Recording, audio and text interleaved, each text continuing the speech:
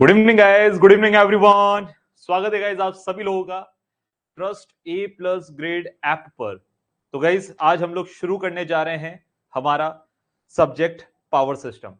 Subject है power system, है teacher है आप लोगों के चहेते सर, है ना, खुद को चहेते बताते हुए खुशी हो रही है, अजय नरूका सर। बिल्कुल गाइस, आज से मैं स्टार्ट करने जा रहा हूं आपका इंपॉर्टेंट सब्जेक्ट पावर सिस्टम, जो कि आप लोगों के सभी एईजेई एग्जाम्स को ध्यान में रखते हुए हम लोग पर्टिकुलरली इस पर्टिकुलर सब्जेक्ट का total complete theory plus numerical दोनों पॉइंट ऑफ व्यू से पूरा कंसेप्चुअल पार्ट पढ़ते हुए, यानी मैं आप लोगों को थ्योरी भी करवाऊंगा और प्रैक्टिस न्यूमेरिकल्स का भी करवाते हुए चलूंगा।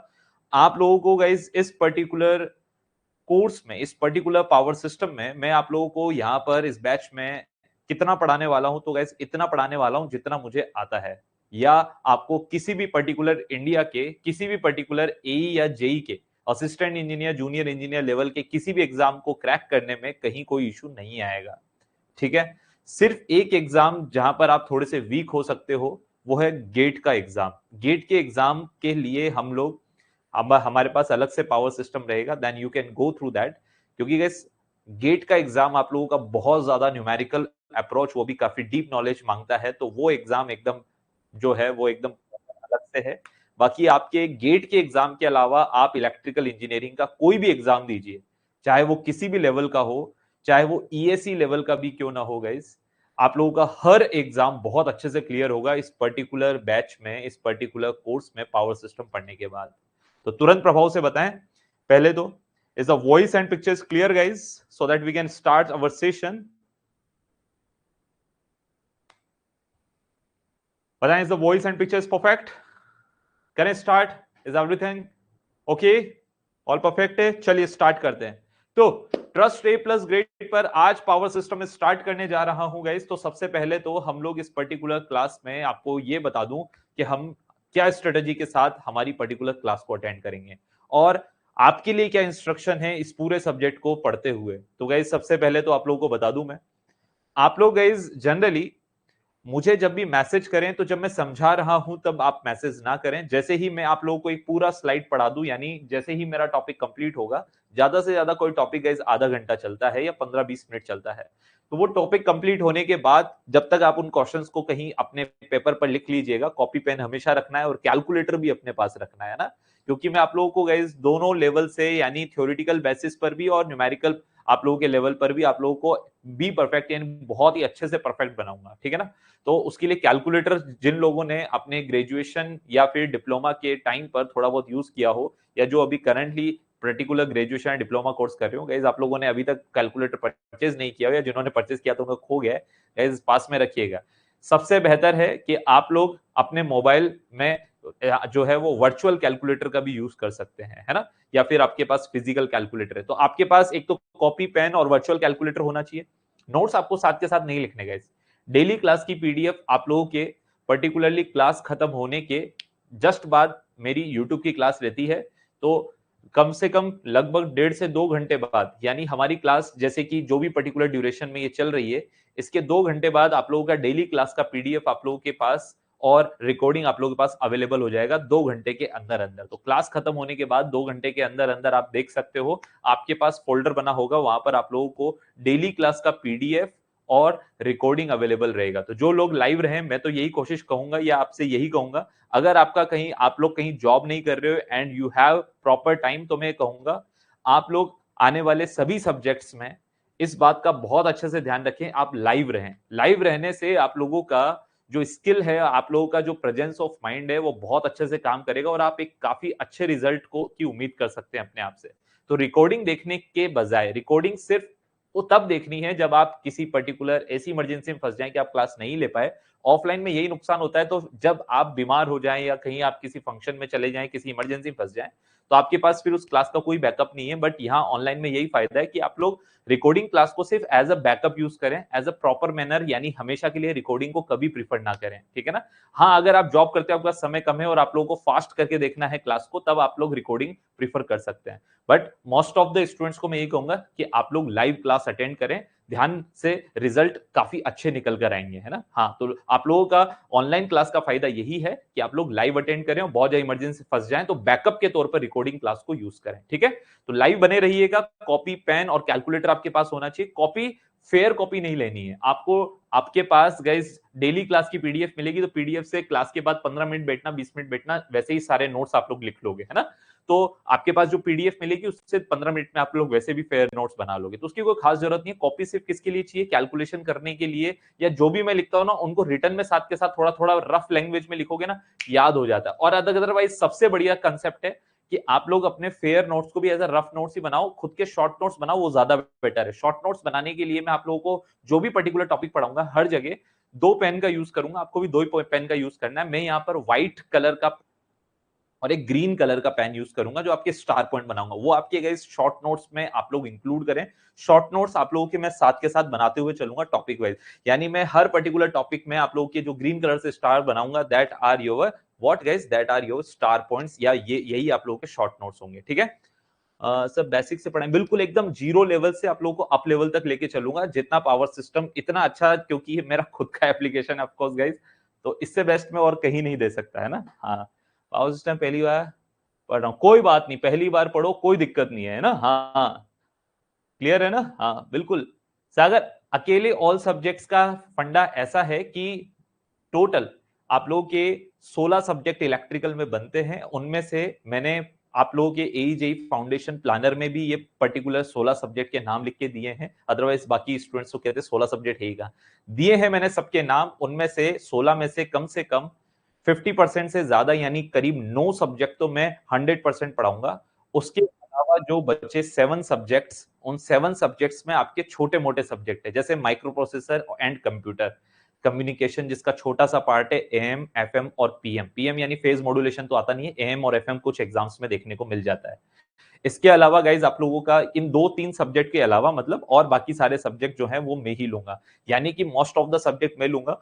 बट इसमें कोई दो राह नहीं है कि अगर आप मुझे कहते हैं कि सर हमको सारे सब्जेक्ट एक टीचर से नहीं पढ़ने, या मान लीजिए आप किस सब्जेक्ट में बोलो कि सर हमें पर्टिकुलर इस सब्जेक्ट को दोबारा करवा दीजिए, तो ध्यान रखना मैं अगर किसी इमरजेंसी में फंसता हूं और किसी और टीचर को अगर पर्टिकुलरली लगाता हूं और आप उस टीचर के लिए कह देते हो कि सर हमें 2 दिन में आप लोग चेक करो आराम से, है ना, 2 दिन पढ़ाने के बाद आपको नहीं सर हमको सर का समझ में नहीं आ रहा, आप मुझे पर्सनली मेरी एप्लीकेशन पे मैसेज कर सकते हो, मैं एक ग्रुप बना दूंगा आप सभी पेड स्टूडेंट्स का। आप कहोगे कि सर हमको ये टीचर का समझ में नहीं आ रहा है, अगर मुझे 2 बच्चे भी कहेंगे, टोटल बैच में से 2 बच्चे भी ऐसा कहते हैं, बट ऐसा नहीं कि सबके सब हाँ बोल रहे हो और आप लोग मना कर रहे हो हमको नहीं पढ़ना है, बट मेजोरिटी के साथ में जाऊंगा। अगर मुझे स्टूडेंट्स बोलते हैं हमको नहीं पढ़ना, गाइस मैं 2 दिन के अंदर टीचर हटा के दूसरा टीचर लगा दूंगा। अब अलग से टीचर कौन से सब्जेक्ट्स में आ सकते हैं, जैसे कि एनालॉग इलेक्ट्रॉनिक्स में आ सकते हैं, ठीक है ना, पावर इलेक्ट्रॉनिक्स में आप लोगों को मैं अच्छे टीचर लेकर आऊंगा, है ना। ये 2 सब्जेक्ट एनालॉग इलेक्ट्रॉनिक्स और आप लोगों का क्या बताया मैंने, पावर इलेक्ट्रॉनिक्स। तीसरा गाइज आपका माइक्रो प्रोसेसर में पढ़ाऊंगा, बट बेसिक्स ऑफ कंप्यूटर पढ़ाने के लिए मैं टीचर लेकर आऊंगा। चौथा गाइज आपको कम्युनिकेशन के लिए मैं एक टीचर लेकर आऊंगा, है ना। तो ये 4-5 सब्जेक्ट हैं जिनमें टीचर लेकर आऊंगा। कोई भी इशू आए तो बताना, we will change the teacher in with in 2 days, है ना। तो आपका कोई पर्टिकुलर कोई ऐसा इशू नहीं आएगा जिसका रिजोल्यूशन नहीं होगा, ठीक है। तो मेरे ख्याल से अभी सारे डाउट्स आप लोगों के एकदम अच्छे से क्लियर होंगे। अभी हमारा जो सबसे मेन काम है वो क्या है गाइस, अब हम लोगों को पावर सिस्टम का सीक्वेंस वाइज ये बात करनी है कि हमें क्या पढ़ना है। तो आप लोगों को मैंने आपकी तरफ से क्या रखना है बता दिया है। आप लोगों को डाउट इकट्ठे रखने हैं, मैं जैसे टॉपिक कंप्लीट करूं आपसे पूछूंगा बेटा कोई डाउट, तो आप लोग तुरंत प्रभाव से डाउट टाइप कर देना, मैं डाउट बताकर ही नेक्स्ट टॉपिक स्टार्ट करूंगा। इसके बाद बात आती है कि आप लोगों को रखना क्या अपने पास, कॉपी पेन और कैलकुलेटर, ये 3 चीज आप लोगों के पास होनी चाहिए। अब ये तो हो गया आपकी तरफ से, अब बात करते हैं मेरी तरफ से। तो गाइस ध्यान से, और दूसरा गाइस कमेंट का मैंने बता दिया भैया ना, जब टॉपिक कंप्लीट हो तो उसके बाद, क्योंकि बीच में पढ़ाओ, बीच में बार बार कमेंट करोगे तो फिर मैं पढ़ा नहीं पाऊंगा, आप लोग सब समझदार हैं ना, क्योंकि काफी सारे स्टूडेंट्स रहते हैं तो ऐसे में इश्यूज आते हैं। अब बात करते हैं गाइस हमारे पावर सिस्टम की। तो पावर सिस्टम में मैं आप लोगों को किस तरह से डील करने वाला हूं, क्या पढ़ाऊंगा। तो गाइस पावर सिस्टम में मैं पहले आप लोगों को बता दूं, हम लोग गाइस पहले एई और जेई दोनों में कॉमन सिलेबस जो रहता है वो पढ़ेंगे, यानी जो हर जगह आता है ना। तो गाइस मैं आपको पावर सिस्टम में सबसे पहले अगर बात करूं, पावर सिस्टम में अगर मैं सबसे पहले बात करूं तो हम लोग सीक्वेंस वाइज क्या पढ़ेंगे, तो आप लोगों को क्लियर कर दिया जाएगा। इस सबसे पहले पढ़ेंगे गाइस हम लोग ट्रांसमिशन। ट्रांसमिशन गाइज आप लोगों के बेसिक कंसेप्ट होते हैं, जनरली जनरेशन पढ़ाना चाहिए, मैं भी पावर प्लांट ही पढ़ाता हूं कई जगह पर, बट गाइज जो सबसे कंसेप्चुअल पार्ट है वो ट्रांसमिशन से शुरू होता है। तो मैं सबसे पहले गाइज आपको ट्रांसमिशन ही पढ़ाऊंगा और साथ में पढ़ाऊंगा डिस्ट्रीब्यूशन। तो गाइज हम सबसे पहले जो पढ़ेंगे गाइज वो हमारा ट्रांसमिशन एंड डिस्ट्रीब्यूशन, जिसको आप शॉर्ट में TND कह सकते हैं। अगर आप किसी भी पर्टिकुलर एग्जाम में इस पर्टिकुलर टॉपिक का प्रपोर्शन देखें तो मैं आप लोगों को पहले बता दूं गाइस, मैं इस पर्टिकुलर टॉपिक को आपको लगभग 40 घंटे पढ़ाऊंगा, 40 आवर्स। सर इतना, मतलब पूरी पावर सिस्टम 80 घंटे की, उसमें से आधा टाइम तो गाइस इन्हीं दो टॉपिक यानी ट्रांसमिशन डिस्ट्रीब्यूशन चला जाएगा। सर इतना टाइम दोगे इसको? हाँ गाइस, क्योंकि आप लोग कभी भी किसी एग्जाम में पावर सिस्टम के क्वेश्चंस देखोगे, मान लो किसी एग्जाम में पावर सिस्टम के आते हैं 25 क्वेश्चन, तो 25 में से 15 क्वेश्चन गाइस अकेला ये पर्टिकुलर चैप्टर लेके बैठा होता, फर्स्ट चैप्टर ट्रांसमिशन डिस्ट्रीब्यूशन। 25 में से अकेला 15।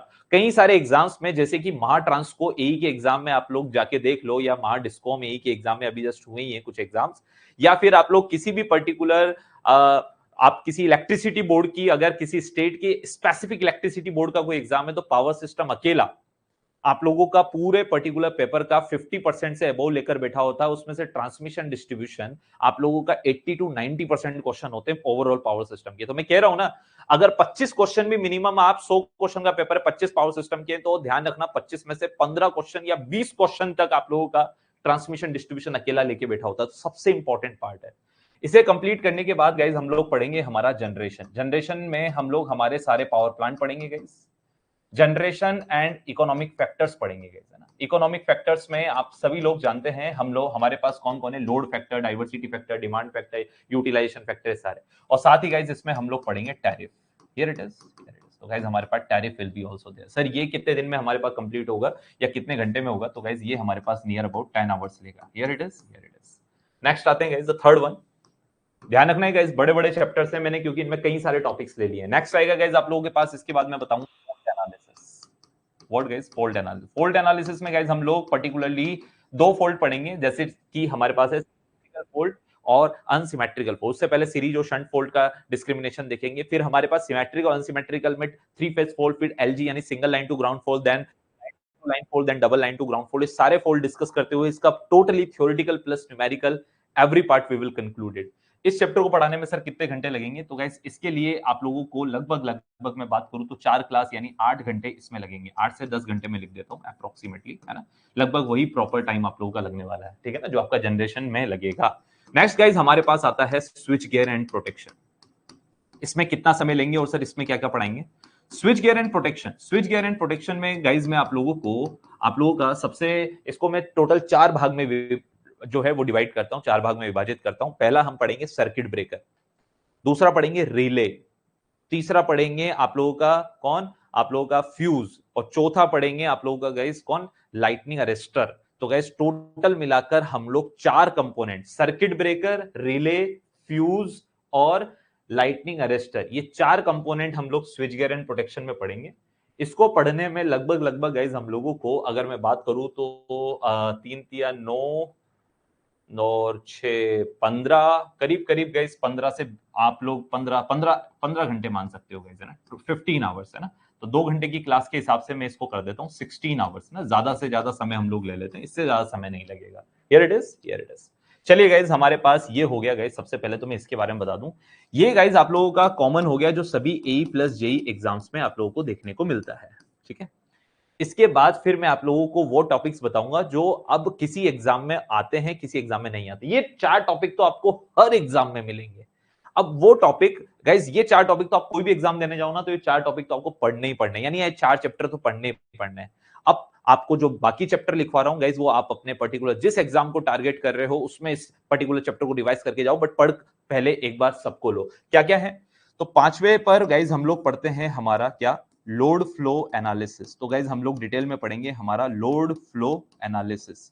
लोड फ्लो एनालिसिस में गाइज मैं आप लोगों को बताऊंगा भाई हमारे पास कितने तरह की बसेस होती हैं, स्लैक बस क्या होती है, जनरेटर बस क्या होती है, लोड बस क्या होती है। लोड बस को पीक्यू बस कहते हैं और जनरेटर बस को पीवी बस कहते हैं, ये सब बताऊंगा। फिर उनमें लोड फ्लो का एनालिसिस करूंगा। एनालिसिस के लिए 2 मेथड है, Newton Raphson method and Gauss Seidel method, जिनमें हमारे पास गॉस सीडल मेथड से हमारे पास आती है कौन see guys, Gauss Seidel method से हमारे पास वाई बस मैट्रिक्स, जिसको एडमिटेंस मैट्रिक्स कहते हैं, और दूसरा गाइस आप लोगों के पास न्यूटन रेफसन मेथड जिसमें आती है जैकोबियन मैट्रिक्स। तो उन सबके क्वेश्चन गाइज आप लोगों के लोड फ्लो एनालिसिस में होंगे।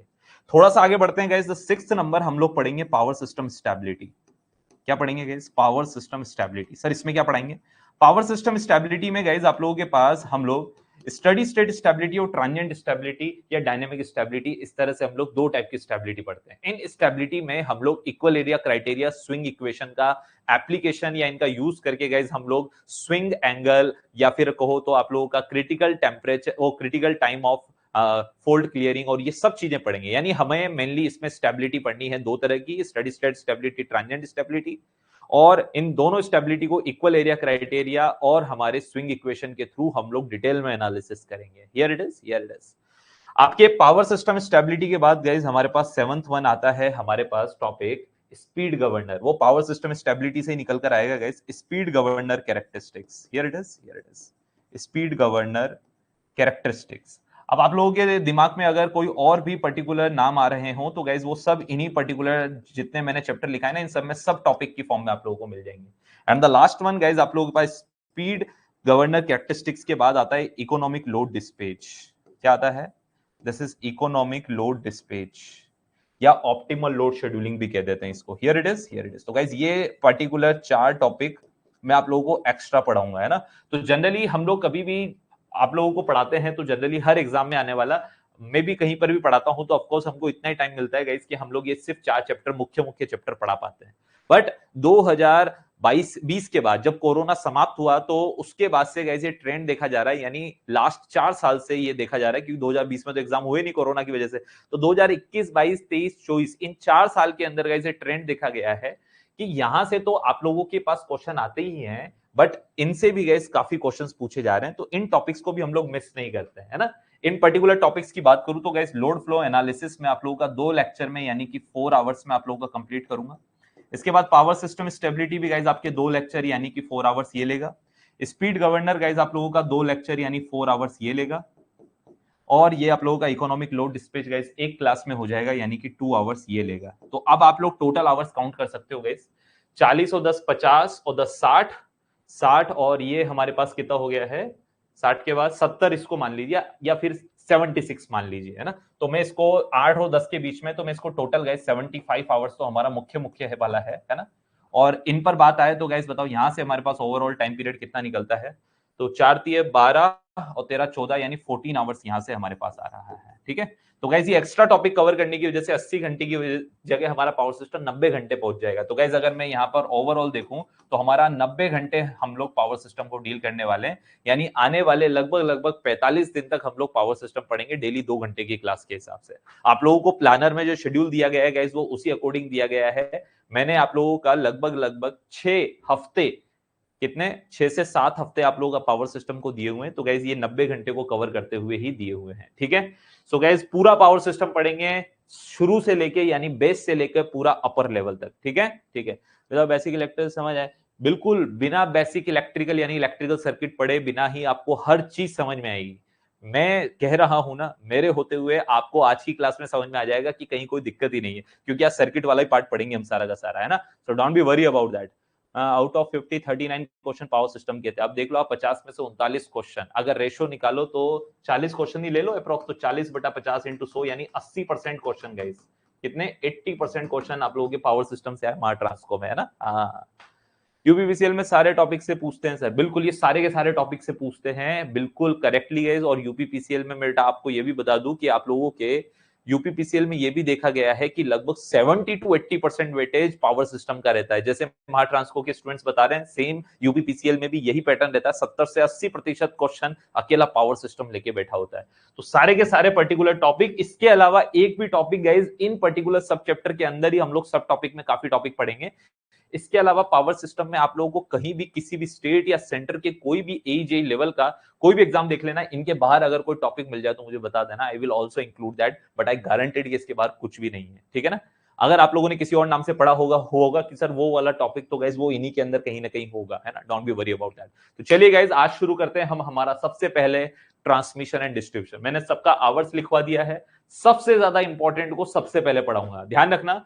सबसे ज्यादा इंपॉर्टेंट गाइस आपका ट्रांसमिशन एंड डिस्ट्रीब्यूशन ही है। किसी भी एग्जाम में अगर मैं माना कि 100 क्वेश्चन टेक्निकल के हैं और 25 क्वेश्चन पावर सिस्टम के मिनिमम है। किसी भी एग्जाम 25 क्वेश्चन आते हैं, 25 में से गाइस ध्यान रखना 15 क्वेश्चन तो ये अकेला लेके बैठा होता है और 6 से 7 क्वेश्चन ये लेके बैठा होता है। यानी अगर आप ऊपर के 2 चैप्टर पढ़ लो ना गाइस, तो पावर सिस्टम के किसी भी एग्जाम में मोस्टली जो क्वेश्चंस आते हैं, मान लीजिए 25 क्वेश्चन आएंगे तो 25 में से 20 क्वेश्चन तो अकेले 2 चैप्टर लेके बैठे होते हैं। यानी गाइस आपके जो सबसे इंपॉर्टेंट चैप्टर है ना, वो गाइस मैं आपको सबसे पहले पढ़ाऊंगा और वो है ट्रांसमिशन, डिस्ट्रीब्यूशन और जनरेशन।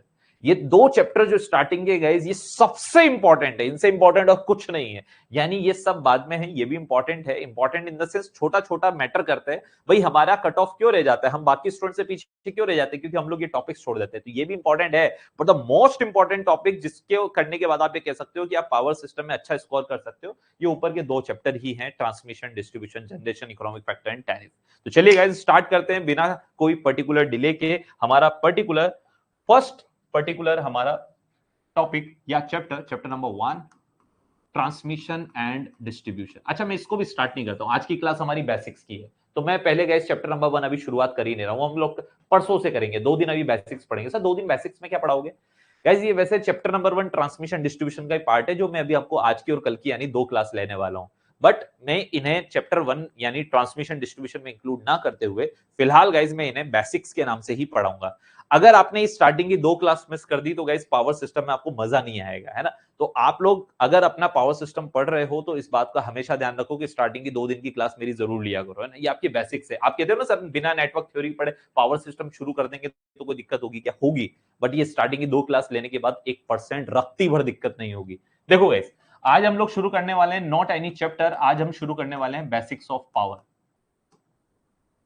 एक्चुअल में गाइस हमारे चैप्टर का पूरा या हमारे सब्जेक्ट का पूरा नाम क्या है गाइस? Power system. ध्यान से समझना, और मैं इसमें सिर्फ बेसिक्स ऑफ पावर पे बात करना चाह रहा हूं पावर सिस्टम में। एक्चुअल में गाइस पावर सिस्टम में ये जो पावर वर्ड है, मैं इस पर पहले बात करना चाहता हूं कि पावर क्या होती है, पावर कितने टाइप की होती है और पावर का क्या पर्टिकुलर हमारा सिग्निफिकेंस है। तो बड़ा ध्यान से समझना गाइस। पहली बात तो पावर कितने टाइप की होती है, पावर होती क्या है। तो गाइस पावर एक वर्ड है, तो पावर भी एक ही टाइप की होनी चाहिए, बट गाइस ध्यान रखना पावर कभी भी एक टाइप की नहीं होती है। पावर के हम लोग अलग अलग स्वरूप पढ़ते हैं, यानी अलग अलग रूप पढ़ते हैं। शायद आप लोगों ने पढ़ा हो, तो मैं थोड़ा सा मैथमेटिक्स से कोरिलेट करते हुए चलता हूं हमेशा पावर सिस्टम को, इसीलिए मेरी पावर सिस्टम सबको अच्छी लगती है, क्योंकि मैं थ्योरी पर कम फोकस करता हूं, यानी थ्योरी पढ़ाता हूं, बट हर थ्योरिटिकल पॉइंट को मैं पहले एक पर्टिकुलर मैथमेटिकल एक्सप्रेशन से जो है वो डेराइव करता हूं, तो बच्चों को ज्यादा लंबे समय तक याद रहता है। तो वही बता रहा हूं गाइस, हर चीज को मैथमेटिक्स से जोड़ूंगा। गाइस आप लोगों ने शायद ये पर्टिकुलर फॉर्मूला पढ़ा हो, S is equal to P plus JQ। मेरे ख्याल से आप लोगों ने ये फॉर्मूला पढ़ा हो। गाइस ये मैथमेटिक्स में एक कॉम्प्लेक्स नंबर है।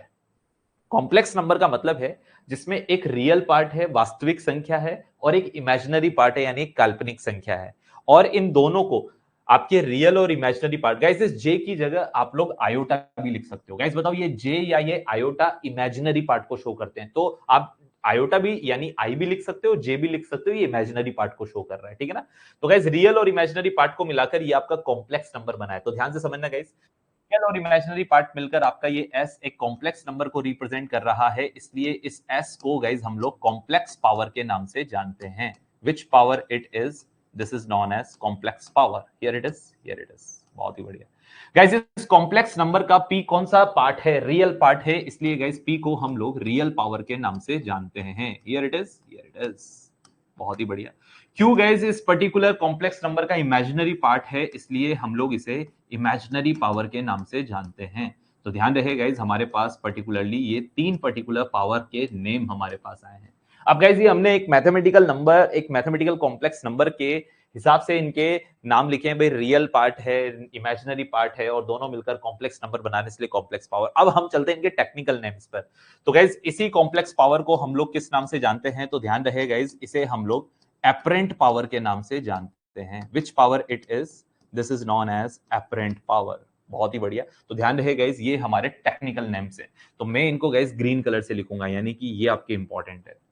ध्यान रहे, एस यानी कॉम्प्लेक्स पावर को हम एपरेंट पावर कहते हैं। रियल पावर को सर हम लोग क्या कहते हैं? तो गाइस इसका हमारा नाम है टेक्निकल नेम, इसे एक्टिव पावर के नाम से जानते हैं। गाइस आप लोगों ने न्यूटन थर्ड लॉ तो पढ़ा होगा, एक्शन के अगेंस्ट क्या होता है? रिएक्शन। तो ध्यान रखना guys, whenever there is active power, तो एक्शन के अगेंस्ट क्या होगा? रिएक्शन। तो रिएक्शन के लिए हमारे पास होगी रिएक्टिव पावर इज देयर, है ना।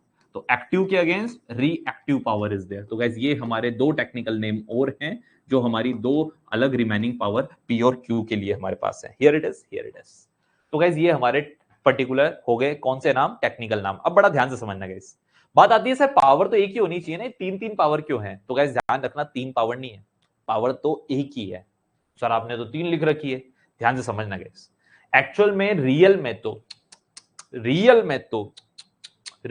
तो यही पावर है पी, रियल में तो यही पावर है गाइस। क्यू तो सिर्फ क्या है, इमेजिनेशन यानी काल्पनिक। इस धारावाहिक के सभी पात्र काल्पनिक है जिनका वास्तविक घटना से कोई संबंध नहीं है। तो गाइस ध्यान रखना, इस इमेजिनरी पावर को, जिसे आप काल्पनिक पावर भी कहते हैं, इस पर्टिकुलर पावर को कोई ये पर्टिकुलर स्पेसिफिक पावर नहीं है जो कोई जनरेटिंग स्टेशन जनरेट करता है। आप किसी भी पर्टिकुलर पावर प्लांट में जाओगे तो गाइस पावर प्लांट वाले हमेशा पी यानी एक्टिव पावर जो है वो जनरेट करते हैं।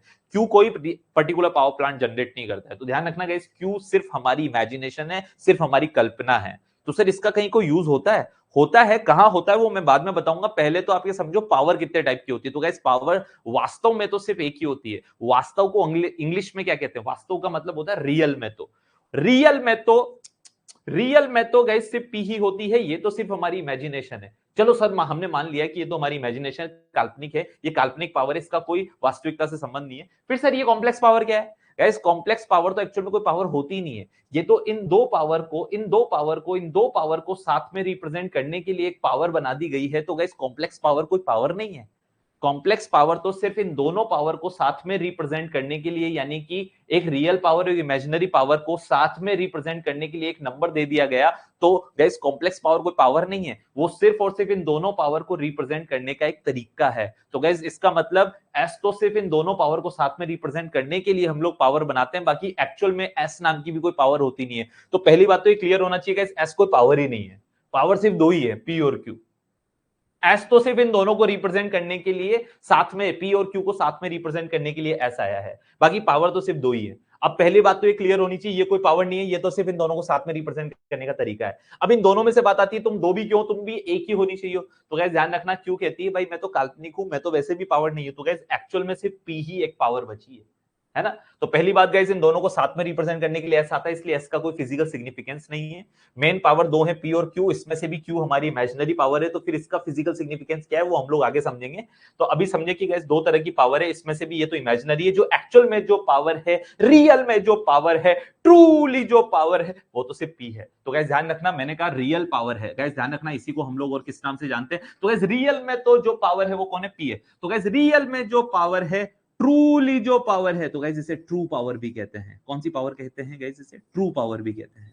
तो गाइस रियल में जो पावर है, ट्रूली जो पावर है, एक्चुअल में जो पावर है, तो गाइस बताओ इसको हम लोग एक्चुअल पावर के नाम से भी जानते हैं। किस नाम से जानते हैं? Actual power. तो गाइस मैं क्या कह रहा हूं, रियल में जो पावर है, ट्रूली जो पावर है, एक्चुअल में जो पावर है, वो तो गाइस कौन सी है? पी। और गाइस इसका एक और नाम है, इसका एक और नाम क्या है? तो गाइस इसे हम लोग एवरेज पावर के नाम से भी जानते हैं। कौन सी पावर के नाम है सारे? पी के। Here it is, here it is. तो गाइस इसे हम लोग एवरेज पावर के नाम से भी जानते हैं। एग्जाम में गाइस आप लोगों को एवरेज पावर को थोड़ा अच्छे से नाम याद रखना है, क्योंकि गाइस बाकी नाम तो आप लोगों को याद रहते हैं, मैं एवरेज पावर थोड़ा सा अलग नाम है, तो आप लोग कंफ्यूज होते हैं। एवरेज पावर निकालनी है, किसी क्वेश्चन में दे दे तो एवरेज पावर का मतलब क्या निकालना है? पी निकालना है, क्यू निकालना है, एस निकालना है, तो पी निकालना है, जस्ट रिमेंबर। अब गाइस यहां सबसे इंपॉर्टेंट आता है इन तीनों पावर की यूनिट्स। तो ध्यान रखना गाइस, एस यानी कि अपरेंट पावर की यूनिट क्या होती है? तो गाइस इसका फॉर्मूला एस बराबर होता है वोल्टेज इंटू करंट, वी। तो गाइस वोल्टेज की तो यूनिट होती है वोल्ट और करंट एम्पियर गाइस, इसलिए इसकी यूनिट होती है वोल्ट एम्पियर, या शॉर्ट में कहो तो गाइस इसे वीए कह देते हैं। Here it is, here it is. तो ध्यान रहे गाइस, इसकी यूनिट हमारे पास क्या होती है? सो just remember guys, its unit is volt ampere. Here it is, here it is. दूसरा गाइस, ये हमारे पास एवरेज पावर या इसे पी कह सकते हैं। गाइस ध्यान रखना, एक्टिव पावर या एवरेज पावर की यूनिट जो होती है वो वॉट में होती है। किस में होती है गाइस? This is what. तो ध्यान रहे गाइस, हमारी P यानी एक्टिव पावर या एवरेज पावर की यूनिट क्या होती है? वॉट होती है। Here it is, here it is. ये बहुत जरूरी नाम नहीं है, इसलिए मैं इन्हें व्हाइट कर देता हूं, है ना। बहुत जरूरी वाले नाम को मैंने ग्रीन कलर कर दिया है। Here it is, here it is. कौन कौन से? एक तो हमारे तीन टेक्निकल नेम, इसकी यूनिट, इसकी यूनिट और अब इसकी यूनिट। गाइस इसकी यूनिट बड़ा ध्यान से देखना। रिएक्टिव पावर की यूनिट कैसे बनाते हैं? तो गाइस रिएक्टिव पावर यानी क्यू किसका हिस्सा है? एस का ही इमेजिनरी पार्ट है। तो गाइज Q जो है वो S का ही हिस्सा है, S यानी जिसकी यूनिट कितनी है, वोल्ट एम्पियर। तो ध्यान से Q जो है वो S का ही इमेजिनरी पार्ट है, यानी Q S का ही हिस्सा है, S जिसकी यूनिट वोल्ट एम्पियर है। तो गाइस जब Q की यूनिट लिखते हैं तो Q S का यानी कि VA का हिस्सा है। कौन सा हिस्सा है, रिएक्टिव पावर हिस्सा है, यानी रिएक्टिव हिस्सा है, इसलिए इसकी यूनिट VAR हो जाती है। ध्यान रखना गाइस, पापा कौन है, S, और उनके दो बेटे P और Q है। तो Q छोटा है, बेटा है, तो गाइस Q का रिएक्टिव वाला पार्ट स्मॉल में लिखा जाता है, स्टैंडर्ड रिप्रेजेंटेशन है। कई बुक्स में तीनों को कैपिटल में लिख देते हैं, गलत है वो। एक्चुअल रिप्रेजेंटेशन ये होता है कि आप लोगों के पापा को तो कैपिटल लेटर में लिखोगे VA को, और इन पापा के दो पुत्र हैं, दो बेटे हैं, तो गाइस Q की यूनिट जो है वो हमेशा रिएक्टिव पार्ट को शो करने वाली R स्मॉल लेटर में लिखा जाता है, बट कुछ बुक्स में कैपिटल R भी लिखा जाता है, तो मान लिया जाता है ना। तो ध्यान रखिए गाइस, आपकी Q की यूनिट होती है VAR। Here it is. मेरे ख्याल से गाइस आप लोगों को मैंने जो स्टार लगाए हैं बहुत बहुत अच्छे से क्लियर रहेंगे। तो गाइस पहले तो ये बात को समझें कि आपके इन जितने नाम मैंने लिखवाए ना, इसके अलावा और कोई नाम की आपको पावर नहीं मिलेगी। सर आप जितने नाम हो सकते हैं ना सारे लिखवा दिए। अब क्योंकि मैक्सिमम स्टूडेंट्स ये कंफ्यूज रहते हैं, सर कौन सी पावर है ये, जाने जाने कितने नाम है सर, कभी एक्चुअल पावर बोलता है, कभी ट्रूली पावर बोलता है, कभी एवरेज पावर बोलता है, कभी एक्टिव पावर बोलता है, कभी रियल पावर बोलता है। तो सारे नाम पी के हैं। क्यू को इमेजिनरी पावर कह देता है, रिएक्टिव पावर कह देता है, तो ये सब क्यू के नाम है। अगर आपको कॉम्प्लेक्स पावर, एपरेंट पावर नाम दे दे तो वो एस है। तो पहले तो आपको समझ में आना चाहिए कि किस नाम से कौन सी पावर को रिलेट है। अब बात आती है ये इतनी सारी पावर क्यों है, तो गाइस पहले तो मैंने एस को आप लोगों का पहले से क्लियर कर दिया, भाई एस कोई पावर नहीं है, एस तो सिर्फ इन दोनों पावर को साथ में रिप्रेजेंट करने का एक तरीका है। तो गाइस एस का कोई फिजिकल सिग्निफिकेंस नहीं है, ये तो इन दोनों पावर को रिप्रेजेंट करने के लिए आई है। अब बची गाइस ये दोनों पावर, मैंने कहा ये भी पावर इमेजिनरी होती है, तो इसका आपको प्रमाण देना पड़ेगा कि ये वास्तविक नहीं है, ये इमेजिनरी है। तो इसके बारे में बात करेंगे, बड़ा ध्यान से समझना। पहले समझो गाइस, बताओ ये तो कोई पावर होती नहीं है, तो पावर दो टाइप की होती है। अब आपसे आज के बाद कभी कोई पूछे ना पावर कितने टाइप की होती है, मान लो आपसे कभी कोई इंटरव्यू में पूछ ले, कभी कोई पर्टिकुलरली कोई भी ऐसा टेक्निकल पर्सन पूछ ले, भाई पावर कितने टाइप की होती है, तो आप कहोगे सिर्फ दो टाइप की होती है। कौन कौन सी, पी और क्यू। बोलेगा एस नहीं होती क्या, बोलेगा नहीं एस कोई पावर नहीं होती। एस तो सिर्फ इन दोनों पावर्स को साथ में रिप्रेजेंट करने का एक तरीका है, बाकी एस कोई पावर नहीं होती। पावर तो सिर्फ दो ही होती है। तो आज के बाद ध्यान रखना गाइस, पावर कितने टाइप की होती है, दो टाइप की होती है। कौन कौन सी, एक्टिव और रिएक्टिव, एक्शन और रिएक्शन, एक्टिव और रिएक्टिव पावर। अब इन दोनों पावर का यूटिलाइज क्या है, ये दोनों पावर का सिग्निफिकेंस क्या है, उसे थोड़ा सा समझते हैं। तो गाइस बताओ, इन दोनों पावर का एक्चुअल यूटिलाइजेशन समझने के लिए हम लोगों ने कहा भाई ये दो तरह की पावर भी क्यों होती है, पावर तो एक ही टाइप की होनी चाहिए थी, ये दो तरह की क्यों आ रही है। तो इसके लिए गाइस हम लोगों को, आप लोगों ने स्कूल टाइम पे पढ़ा होगा क्या, आवश्यकता ही आविष्कार की जननी है, यानी जरूरत पड़ने पर ही इन्वेंशन होते हैं, है ना। हाँ, तो ध्यान से समझना गाइस, जरूरत किसको है इस पावर की, पहले उसे खोजो। क्योंकि गाइस किसी को पावर की जरूरत पड़ी होगी तभी तो इस पावर का इन्वेंशन हुआ, यानी पावर का आविष्कार हुआ। तो पहले उस चीज को खोजो, उस बंदे को खोजो जिसको पावर की जरूरत पड़ी। तो गाइस हम लोग कंज्यूमर जितने भी हैं, चाहे वो डोमेस्टिक कंज्यूमर हो, चाहे कॉमर्शियल हो, चाहे इंडस्ट्रियल कंज्यूमर हो, सभी कंज्यूमर्स को अपने घर पर इलेक्ट्रिकल कनेक्शन लेना पड़ता है, इलेक्ट्रिकल पावर लेनी पड़ती है। क्यों लेनी पड़ती है, क्योंकि हम लोग घर में जितने भी अप्लायंसेज हैं उन सबको इलेक्ट्रिकल पावर से चलाते हैं। घर में अप्लायंसेज यानी जैसे एसी है, फैन है, ट्यूबलाइट है, ये आपका डिजिटल बोर्ड है, कैमरा है, ये सब किससे चलने वाली चीजें हैं, तो गाइस ये सब इलेक्ट्रिकल पावर से चलने वाली जरूरत है। इसका मतलब इलेक्ट्रिकल पावर की जरूरत किसको पड़ती है गाइस, पावर प्लांट वालों को नहीं, वो तो आपको जनरेट करके दे रहे हैं। जरूरत किसको है वो बताओ, जरूरत कंज्यूमर को है। वी ऑल आर कंज्यूमर, चाहे इंडस्ट्रियल कंज्यूमर हो, चाहे डोमेस्टिक हो, चाहे कॉमर्शियल हो। और हम सभी कंज्यूमर इस पावर का यूज कहां कर रहे हैं, तो हमारे घर में जितने भी इलेक्ट्रिकल अप्लायंसेज हैं इन्हें हम लोग गाइस लोड के नाम से जानते हैं। तो ध्यान से लिसन वेरी केयरफुली, ये सारी पावर का अगर कंसेप्ट समझना है तो पहले समझो कि इस पावर की जरूरत किसको पड़ रही है, क्योंकि आवश्यकता ही तो आविष्कार की जननी है। तो पहले ये समझो कि नीड किसको है, आवश्यकता किसको है, तभी तो इन पावर का आविष्कार होगा। तो गाइस बताओ आवश्यकता किसको है, कंज्यूमर टर्मिनल पर कनेक्टेड लोड्स को, यानी हमारे घर पर कनेक्टेड जितने भी लाइट, कूलर, एसी, फ्रिज, ये सब लोड को। सर ये सारे लोड इलेक्ट्रिकल पावर पर ही क्यों चलते हैं, पूरे यूनिवर्स में गाइस ये माना गया है कि आप लोग इलेक्ट्रिकल एनर्जी को या इलेक्ट्रिकल पावर को दूसरी फॉर्म ऑफ एनर्जी में कन्वर्ट करोगे तो गाइस ये सिंपलेस्ट फॉर्म होती है। यानी आप अपने घर में जितने भी अप्लायंसेज हैं उन सबको इलेक्ट्रिकल एनर्जी से ही क्यों चला रहे हो, जबकि आपको चाहिए सबसे अलग अलग एनर्जी। ट्यूबलाइट से चाहिए लाइट एनर्जी, फैन से चाहिए मैकेनिकल एनर्जी, एयर, आपके एयर कंडीशनर से आपको चाहिए अलग एनर्जी। तो गाइज आपको सभी पर्टिकुलर लोड से एनर्जी अलग अलग चाहिए, यानी आउटपुट अलग अलग चाहिए, बट सबको इनपुट के तौर में आपने इनपुट दिया, क्योंकि गाइज एनर्जी कंजर्वेशन लॉ यानी ऊर्जा संरक्षण नियम कहता है कि ना एनर्जी को डिस्ट्रॉय कर सकते हैं ना जनरेट कर सकते हैं, सिर्फ एक फॉर्म से दूसरी फॉर्म में कन्वर्ट कर सकते हैं। तो हम लोग, हमारे घर में जितने भी इलेक्ट्रिकल अप्लायंसेज या कहूं जितने भी अप्लायंसेज है, उन सबसे अलग अलग आउटपुट चाहिए।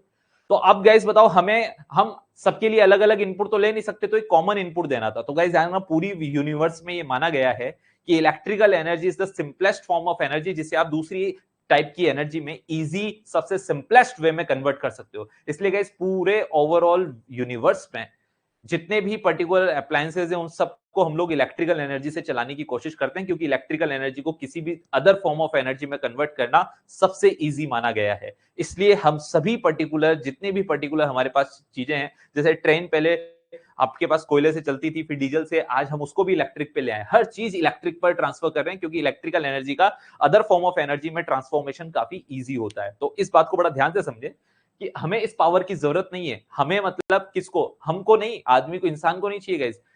घर पर यानी कि कंज्यूमर के टर्मिनल पर लगे हुए लोड्स को, लोड को इस पावर की जरूरत है, क्योंकि फैन तभी चलेगा जब इलेक्ट्रिकल स्विच ऑन करके आप लोग इलेक्ट्रिकल पावर दोगे। एसी तब चलेगा, क्लास तब चलेगी जब तक इलेक्ट्रिसिटी आ रही है। अभी बिजली गायब तो क्लास गायब। समझ रहे हैं आप लोग? इसके लिए फिर हम लोगों ने इन्वर्टर लगा रखा है ना, वो भी काम कर जाए तो ठीक है, नहीं करे तो कभी कभी वो भी फेल हो जाता है। So the thing is that, आप इस बात को समझें कि आप लोगों को अगर पावर समझनी है तो पहले पावर की रिक्वायरमेंट किसको है ये समझे। तो पावर की रिक्वायरमेंट गाइस कंज्यूमर टर्मिनल पे लगे लोड को है। तो अगर बात कर रहा हूं कि पावर दो टाइप की होती है, तो पहले ये बात करो कि लोड कितने टाइप का होता है, वो डिसाइड करेगा कि पावर कितने टाइप की होती है। तो गाइस ध्यान रखना, इस पावर की जरूरत है लोड को, तो सबसे पहले आपको लोड का नेचर पढ़ना पड़ेगा। गाइस लोड तीन नेचर का होता है।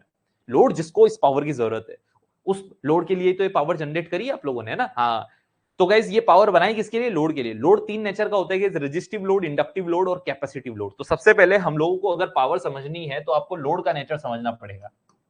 तो सबसे पहले गाइस जो मैं पढ़ने जा रहा हूं वो हमारा पढ़ने जा रहा हूं guys resistive load. Here it is, here it is.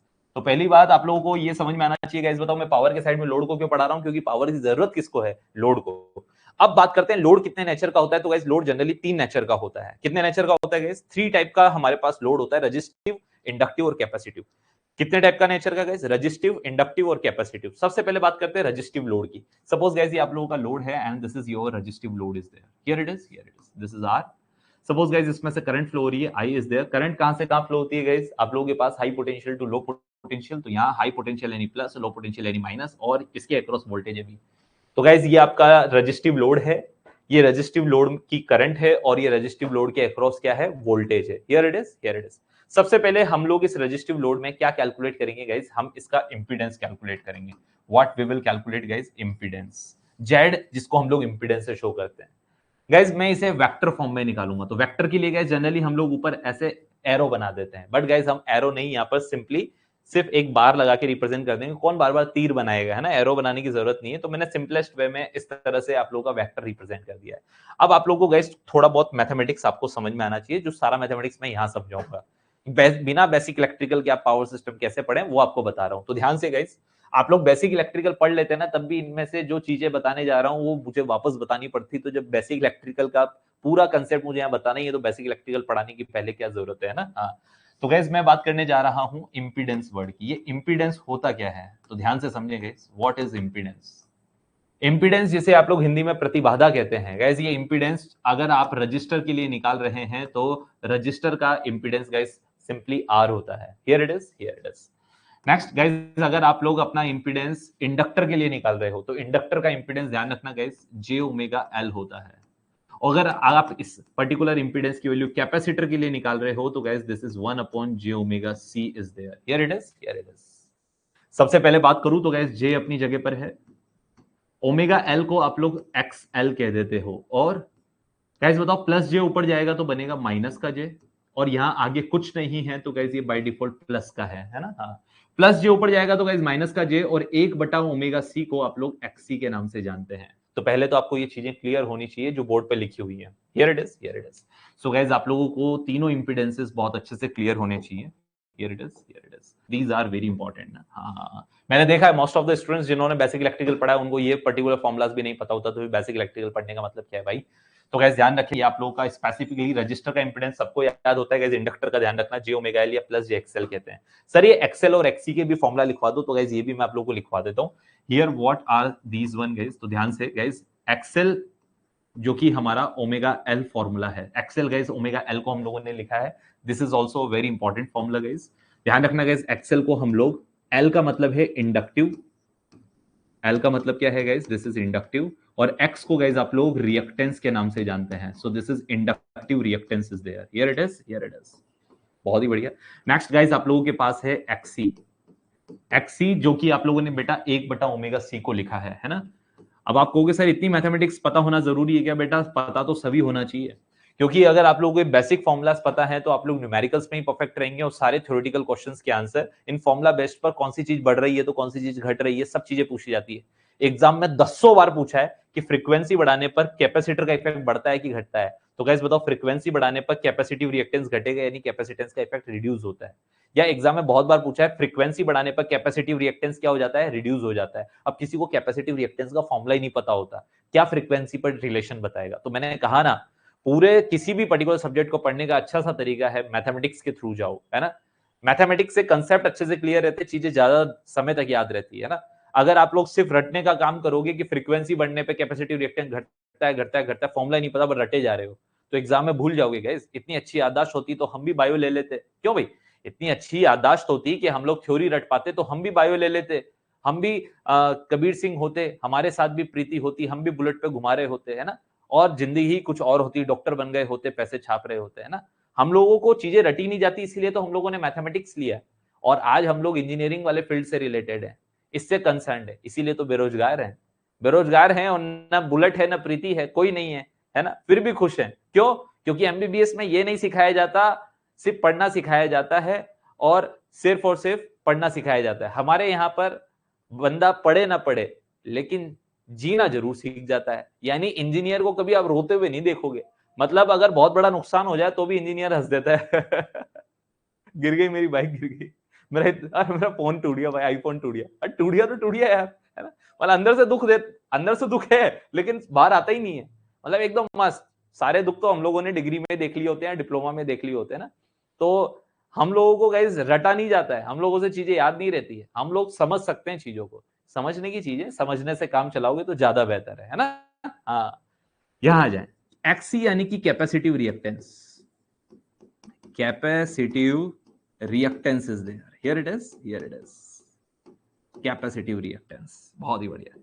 कभी भी इस चीज पे अफसोस मत करना कि आप लोगों ने जो है वो इंजीनियरिंग में एडमिशन लिया ना कि मेडिकल में, क्योंकि गाइस आप लोगों को सबको बता दूं मैं कि आप लोग डिप्लोमा या इंजीनियरिंग किए हैं तो आप लोग लाइफ जीना सीखे हैं। ध्यान रखना गाइस, एक जॉब लग जाए तो उसके बाद अगर आप सोचते हो कि लाइफ बस अब तो सेट है, ऐसा कुछ नहीं होता है। जॉब लगने के बाद अब चाहे वो प्राइवेट लगे चाहे गवर्नमेंट लगे, आप कोशिश कर रहे हो गवर्नमेंट के लिए, मान लो गवर्नमेंट लग जाती है तो बहुत ही अच्छी बात है। मान लो गवर्नमेंट नहीं लगती और आपको जिंदगी में प्राइवेट का रास्ता अपनाना पड़ जाए अगर किसी मोड़ पर, तब भी गाइस पैसे तो कमाने ही है भाई, चाहे गवर्नमेंट जॉब हो चाहे प्राइवेट जॉब हो। बट सबसे मेन है एक बार जॉब लगने के बाद, चाहे वो गवर्नमेंट हो चाहे प्राइवेट हो, उसके बाद गाइस असली जिंदगी शुरू होती है। ये तो हमको बचपन से सिखाया जा रहा है, अरे इस साल 10वीं बोर्ड है बस, इसके बाद अगले साल से मजे मजे, 11th में मजे मजे करने हैं। पता चला 11th में आया तो पता चला 10th बोर्ड खूब पढ़ ली, 11th में आया तो पता चला अरे भैया अगले साल 12th है भैया, बेसिक क्लियर कर लो। तो 11th 12th दोनों रगड़े, 12th में समझाया जा रहा है अरे इस साल पढ़ ले अगले साल से कॉलेज, फिर मजे मजे, फिर मजे मजे, बस 12th में बोर्ड है। कॉलेज में गए तो एक साल तो मजे किए, फिर अगले साल से दोबारा जो है ये सब प्रिपरेशन में लग गए, भैया नौकरी नहीं लगेगी तो कैसे लगेगा, बैक लग रही है, पता चले हर सेमेस्टर में एग्जाम, और साला स्कूल टाइम पर तो साल में एक बार एग्जाम होता था, यहाँ साले हर 6 महीने में सेमेस्टर एग्जाम दे रहे हैं, इतनी सारी फाइल बना रहे हैं, लैब वगैरह है, आदमी परेशान हो जाता है। तब फिर जैसे ही इंजीनियरिंग खत्म होने वाले होती है, लगता है अब तो बस अब पढ़ाई खत्म, अब मजे ही मजे, अब मजे ही मजे। जैसे ही जिंदगी से बाहर आते हो, अपनी कॉलेज लाइफ से बाहर आते हो और फिर नौकरी नहीं मिलती है तो फिर दोबारा पढ़ाई, फिर दोबारा 1-2 साल तक पढ़ाई करो और फिर लगता है अब नौकरी लगते ही तो अब तो मजे ही मजे, अरे मजे ही मजे, अरे मजे ही मजे। और जैसे ही नौकरी लगती है वैसे आपकी शादी हो जाती है और अब कहता है अरे अब तो बस सुकून जी शानदार लाइफ हो जाएगी, तो सुकून वाली लाइफ है, शादी तो करो बेटा, फिर पता चलेगा जिंदगी क्या है। फिर बोलना मजे ही मजे, मजे ही मजे, है ना, सब मजे गायब हो जाएंगे। तो अब शादी करने के बाद जो एक्चुअल लाइफ इंजीनियर की होती है वो होती है मस्त। तो आप बाकी अदर स्टडी करने वाले, बाकी अदर ग्रेजुएशन करने वालों के कंपैरिजन में अपने आप को जब कंपेयर करोगे फाइनल स्टेज में, यानी कि जॉब लगने तक तो सबका स्ट्रगल है, सभी का स्ट्रगल है, 10th 12th सबका स्ट्रगल है, ग्रेजुएशन में से लेकर आप लोगों के एग्जाम में क्रैक करके जॉब लगने तक सबका जो है वो स्ट्रगल है गाइस, अपने अपने फील्ड में। कॉमर्स वाले भी कर रहे हैं, मैथमेटिक्स वाले भी कर रहे हैं, बायो वाले भी कर रहे हैं, बट गाइस फिर फाइनली जॉब लगने के बाद जब शादी होती है तब सबकी लाइफ अलग अलग होती है। सबसे मस्त लाइफ इंजीनियर की होती है, क्योंकि उसने अपनी ग्रेजुएशन में पढ़ाई नहीं करी है, उसने अपनी बीटेक या डिप्लोमा में पढ़ाई नहीं करी, पढ़ाई से ज्यादा उसने बाकी सारी वो सब चीजें कर ली जो जिंदगी में आगे जाके आप लोगों को कभी रोने का मौका आए तो रोने नहीं देगी। यानी हर चीज को आप हंसते हंसते निकाल के ले जाओगे, है ना। ये अभी जो थोड़ा बहुत स्ट्रेस होने लगा है ना आप लोगों को, ये सिर्फ आप लोगों के गवर्नमेंट जॉब नहीं लगने की वजह से होने लगा है। जैसे ही जॉब लगेगी ना, ये थोड़ा बहुत ही स्ट्रेस है जितना आप लोगों ने अपने डिप्लोमा या इंजीनियरिंग में झेला होगा। डोंट वरी, जैसे ही जॉब लगेगा ना, चाहे सरकारी लग जाए तो बहुत ही बेहतर, नहीं लगे तो प्राइवेट भी कर लोगे। एक पर्टिकुलर दूसरा बंदा कोई दूसरे फील्ड का प्राइवेट जॉब बहुत मुश्किल से कर पाता है, जबकि हम इंजीनियर हर फील्ड में मिलेंगे। यहां तक कि चाय की दुकान भी खोल के मिलेंगे, तो पोहा सेंटर भी खोल के मिलेंगे तो भी टॉप कर जाएंगे ना, चाहे आप लोग पर्टिकुलरली किसी भी फील्ड में जाओ, है ना। हाँ, तो गाइज ऐसा नहीं है कि ये छोटे धंधे हैं, इसके अलावा हम लोगों ने बड़े बड़े बिजनेस भी चालू किए हैं जिन लोगों का गवर्नमेंट जॉब नहीं लगा है ना। तो चाहे गवर्नमेंट जॉब लगे चाहे प्राइवेट जॉब लगे, बट एक बार ये जॉब लग गया ना, ये झमेला खत्म हो गया कि साला फाइनली करना क्या है, कहां सेटल हो, चाहे सरकारी हो चाहे प्राइवेट हो, एक बार बस मैं एंटर कर जाऊं, उसके बाद आप अपने आप को देखना इतना सुपर मानोगे। मैं खुद अपनी लाइफ बता रहा हूं और मेरे साथ वाले न जाने कितने हम दोस्तों की लाइफ बता रहा हूं, सब मस्त है।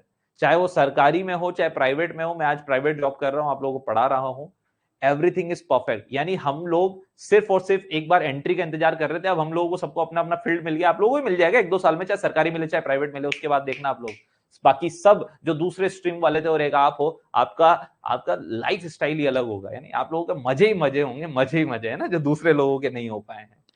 चलिए यहां आ जाए फटाफट से। तो अभी गाइज आप लोगों का रटने का काम नहीं है, थोड़ा समझने का काम है, थोड़ा सा स्ट्रेस लो गाइज और चीजों को समझो, है ना। हाँ, समझने से चीजें ज्यादा अच्छे से आप लोगों को लंबे समय तक याद रहेगी। So guys these are the impedances, resistance, inductance और कैपेसिटेंस के, जिसमें आप लोगों का एक्सेल और एक्सी को इंडक्टिव और कैपेसिटिव रिएक्टेंसेस, आप इनको भी थोड़ा सा याद रखें। Here it is, here it is, बहुत ही बढ़िया। Now listen very carefully guys. फिलहाल हम लोग रजिस्टर पढ़ रहे हैं, तो रजिस्टर में गाइस हमारे पास इंपीडेंस है इसका Z बराबर कितना गाइस, R। आर का मतलब गाइस बताओ, आर के साथ कोई पर्टिकुलरली और कोई कंपोनेंट तो है नहीं, तो बाय डिफॉल्ट इसका एंगल कितना है गाइस, 0। तो गाइस ध्यान रखना, Z यानी कि इंपीडेंस आर है और आर का जनरली एंगल बाय डिफॉल्ट कितना होता है, 0। तो गाइस वेक्टर का मतलब आपको मैग्नीट्यूड विद एंगल लिखना होता है, एंगल 0 डिग्री को तो लिखने की जरूरत ही नहीं है। चलिए दूसरा गाइस हम लोग बात करेंगे, यहाँ पर हम लोग इसमें से फ्लो होने वाली करंट को कैलकुलेट करेंगे। करंट यानी कि आई को कैसे कैलकुलेट करते हैं, तो गाइस आई का हमारे पास बेसिक फॉर्मूला होता है, आई बराबर होता है V by Z is there, here it is, here it is. अरे थोड़े बहुत तो कमेंट कर दो, हो कि नहीं हो, अब तो ये भी पता नहीं चल पा रहा है? एक बार फटाफट से कमेंट करो, चीजें समझ में आ रही है, फटाफट से तुरंत प्रभाव से बताओ। फॉर्मूला पढ़ रहे हैं, करंट आई बराबर V बाई Z। सबसे पहले गाइस Z की बात करूं तो Z हमारे पास है, this is R is there, जैसा कि हम लोगों ने ऊपर लिखा है, जो कि हमारे प्योरली रेजिस्टिव लोड का इंपीडेंस है। ठीक है ना, समझ में आ रहा है ना, दैट्स ओके। अब बात करते हैं गाइस आप लोगों के वोल्टेज की। वोल्टेज की बात हम लोग करते हैं, तो गाइस वोल्टेज का बड़ा पंगा है, बड़ा ध्यान से समझना गाइस। ये लोड के अक्रॉस वोल्टेज जो है गाइस, इसका मैग्नीट्यूड तो V है, अब इसका एंगल क्या लें, तो ध्यान से समझना गाइस। इसका एंगल हम हमेशा 0 डिग्री लेते हैं। ये गाइस आप लोगों के पावर सिस्टम के लिए एक बहुत ही शानदार चीज है।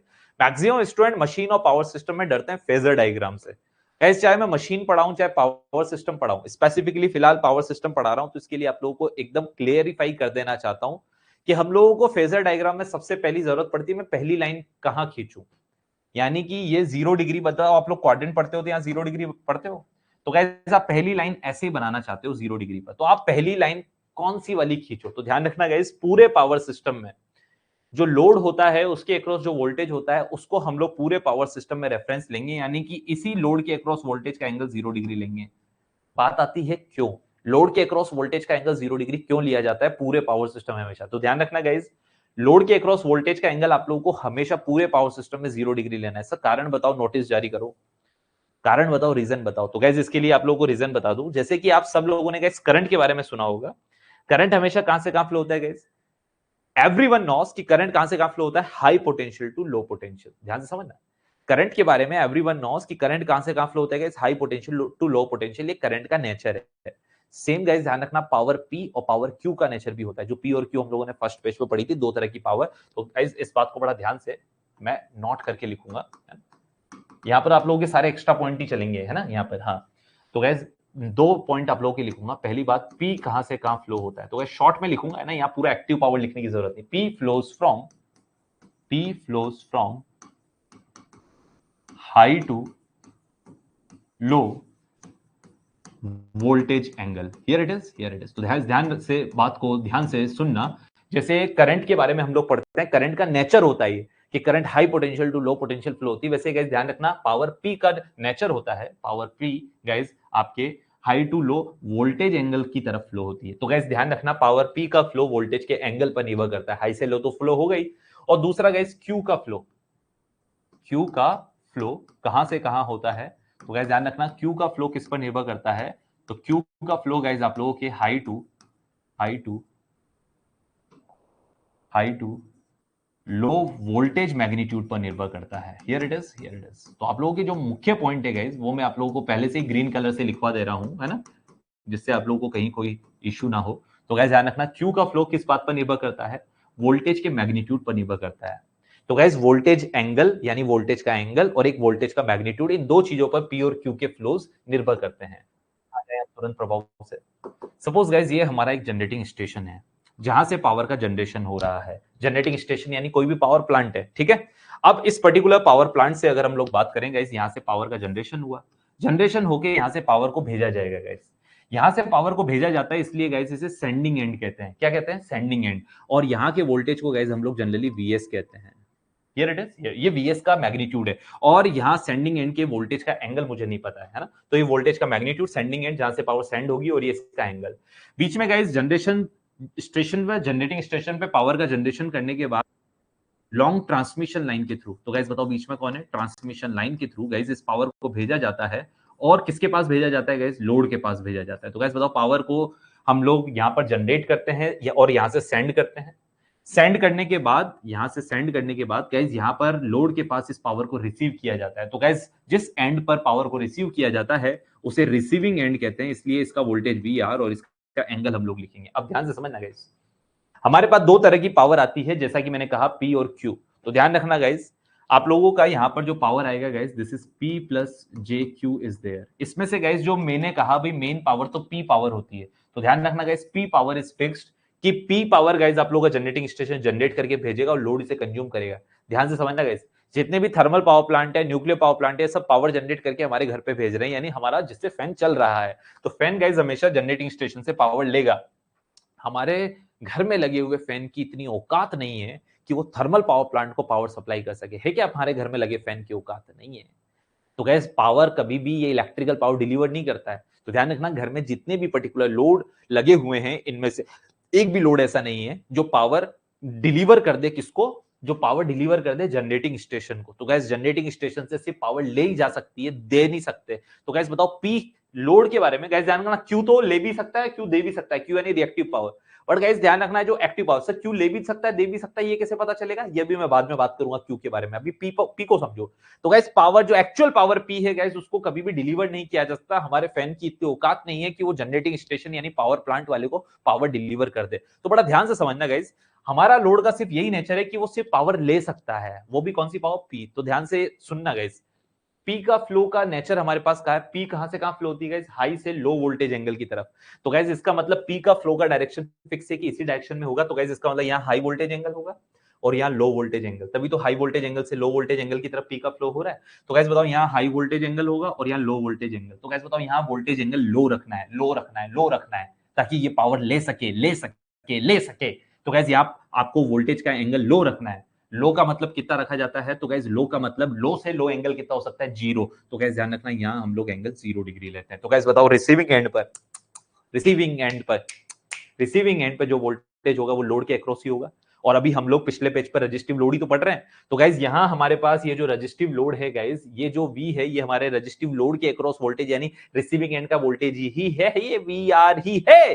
कौन है ये? VR ही है। गाइज बताओ इसका एंगल हमेशा क्या लेना है? 0 डिग्री। तो ध्यान से, पूरे पावर सिस्टम में हम रिसीविंग एंड का या फिर लोड के अक्रॉस वोल्टेज का एंगल हमेशा 0 डिग्री लेंगे। क्यों लेंगे? इसका कारण आप बता सकते हो, क्योंकि P का फ्लो हाई वोल्टेज एंगल से लो वोल्टेज एंगल होता है। तो बताओ आपको P हमेशा लोड साइड पर चाहिए, तो गाइस लोड साइड का वोल्टेज एंगल हमेशा लो से लो यानी कितना रखना है? 0। और गाइस बताओ हम लोग यहाँ का वोल्टेज एंगल इस 0 से ज्यादा रखेंगे तो हम लोग यहाँ जनरली वोल्टेज का एंगल डेल रखते हैं। कितना रखते हैं गाइस? डेल रखते हैं। Just remember this thing. Generally del को वोल्टेज का एंगल कहते हैं। बताओ डेल की वैल्यू गाइस बताओ 0 डिग्री से हमेशा क्या होगी? ज्यादा होगी। तो ध्यान रखना guys, del is always positive.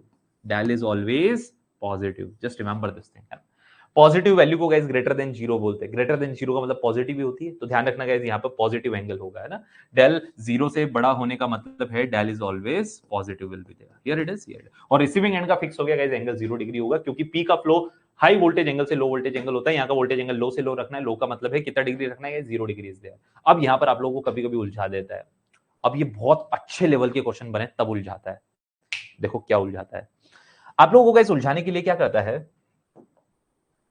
कभी कभी यहां पर 0 डिग्री एंगल दे देता है। बताओ गाइस, अगर यहां पर 0 डिग्री एंगल दे दिया और यहां पर डेल दे दिया, उल्टा कर दिया। जनरली हम लोग थ्योरेटिकल बेसिस पर, भाई हम तो आइडियल कंडीशन पढ़ते हैं, तो हम लोग हमेशा यहीं पे थ्योरेटिकल कंडीशन में यही 0 लेके चलते। बट मान लो 0 एंगल यहां का दे दिया और यहां डेल दे दिया, येलो कलर में जो मैंने नया केस बनाया। अब बताओ इस वाले केस में गाइस बताओ डेल की वैल्यू पॉजिटिव होगी कि नेगेटिव होगी? तो गाइस ये फिक्स है, P का फ्लो हाई वोल्टेज एंगल से लो वोल्टेज एंगल होगा, यानी अब डेल छोटा होगा। भाई यहां पर जो भी एंगल होगा वो छोटा होगा। तो गाइस बताओ यहां अब डेल है, तो गाइस बताओ डेल क्या होगा? छोटा होगा। छोटे का मतलब है लेस देन क्या होगा गाइस? सेंडिंग एंड के एंगल से छोटा यानी 0 डिग्री। तो गाइस बताओ कोई भी वैल्यू 0 डिग्री से छोटी हो तो उसका मतलब वो वैल्यू क्या है? माइनस है, यानी आपका यहाँ पर एंगल नेगेटिव में होगा। अब ये आप लोगों में से काफी लोगों को कंफ्यूज भी कर सकता है। ये गाइस बड़े क्रिटिकल चीज बताई है मैंने, क्या कि नॉर्मली तो यही होता है, सेंडिंग एंड पर वोल्टेज एंगल डेल लेते हैं हम लोग। ये पूरे पावर सिस्टम यही पढ़ोगे, नॉर्मली यही पढ़ा जाता है। और रिसीविंग एंड पर एंगल 0 डिग्री। पर मान लो अगर कभी एग्जाम में आप लोगों को बड़ा क्रिटिकल केस बना दिया, बड़ा कॉम्प्लेक्स क्वेश्चन बना दिया, क्या कि यहां पर एंगल 0 डिग्री दे दिया और यहां डेल दे दिया, आपसे पूछा बताओ डेल की वैल्यू क्या होगी? तो गाइस बताओ पावर P का फ्लो कहां से कहां होता है? हाई वोल्टेज एंगल से लो वोल्टेज एंगल। तो गाइस बताओ 0 वैल्यू ज्यादा है और डेल आपकी अब कम हो जाएगी, तो डेल इज लेस देन 0 यानी del will be negative in this case. तो गाइस ये एक क्रिटिकल केस है जो मैंने आपको समझाया येलो कलर में। तो ये नॉर्मली नहीं होता है, ये सिर्फ प्रैक्टिकली नहीं होता है, ये सिर्फ क्वेश्चन बनाने के लिए आप लोगों को एक पर्टिकुलर जरिया, एक पर्टिकुलर माध्यम बताया गया है। Here it is, here it is. मेरे ख्याल से ये बहुत अच्छे से क्लियर होना चाहिए आप लोगों को, है ना। तो गाइस ये येलो कलर में मैंने जो गाइस सिर्फ एक पर्टिकुलर क्वेश्चन है, बाकी इसका वास्तविकता से कहीं कोई संबंध नहीं है। वास्तविक वाला तो वो आपका जो व्हाइट कलर में लिखा हुआ वही है कि रिसीविंग एंड के वोल्टेज का एंगल हमेशा लो यानी कितना लेते हैं हम लोग? उसी को रेफरेंस यानी 0 डिग्री लेते हैं ना। ये तो हम लोगों ने एक क्वेश्चन बना दिया। Here it is, here it is. मेरे ख्याल से क्लियर है। अभी बताएं, is this concept is clear everyone? सबको क्लियर है? तब तो हम लोग आगे बढ़ेंगे। तो गाइज हम लोग अभी इस क्वेश्चन को ना लेते हुए, यानी इस येलो कलर वाले स्पेशल केस को ना लेते हुए, हम लोग तो, मैं इसको लिख देता हूं, ये हमारा स्पेशल केस है ना। This is our special case.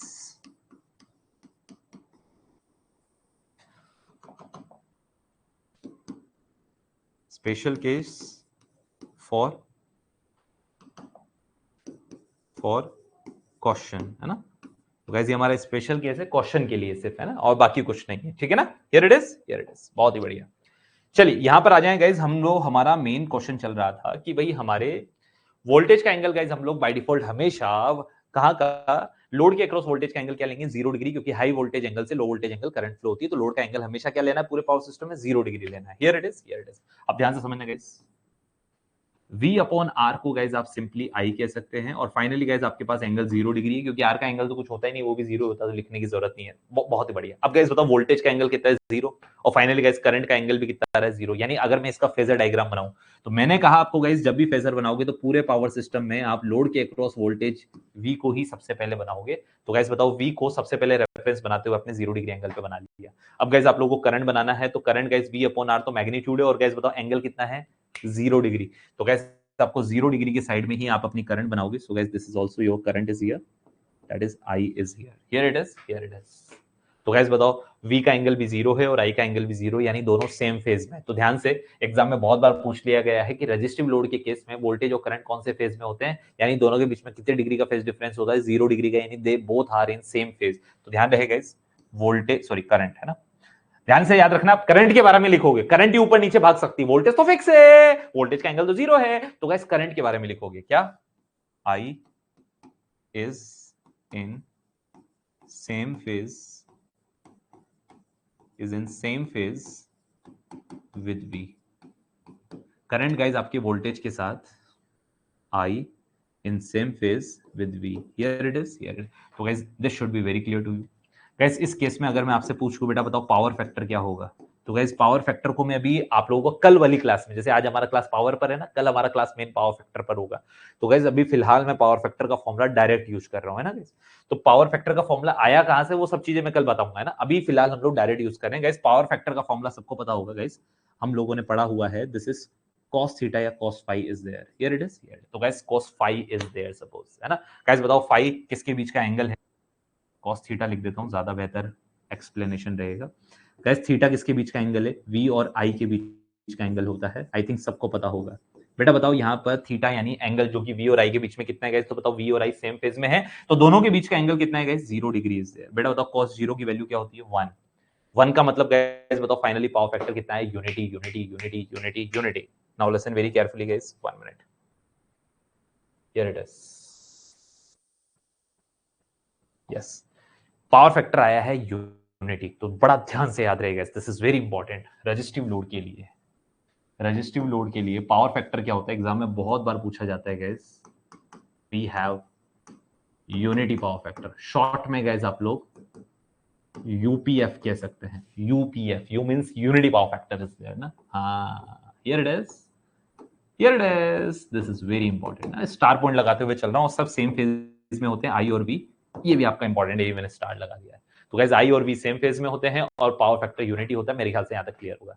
Sir आप क्या निकालने लग गए, इंपीडेंस करंट, हम तो पावर पढ़ने वाले थे ना सर, आओ वहीं लेकर जा रहा हूं। नेक्स्ट स्टेप आपकी गाइस पावर की है।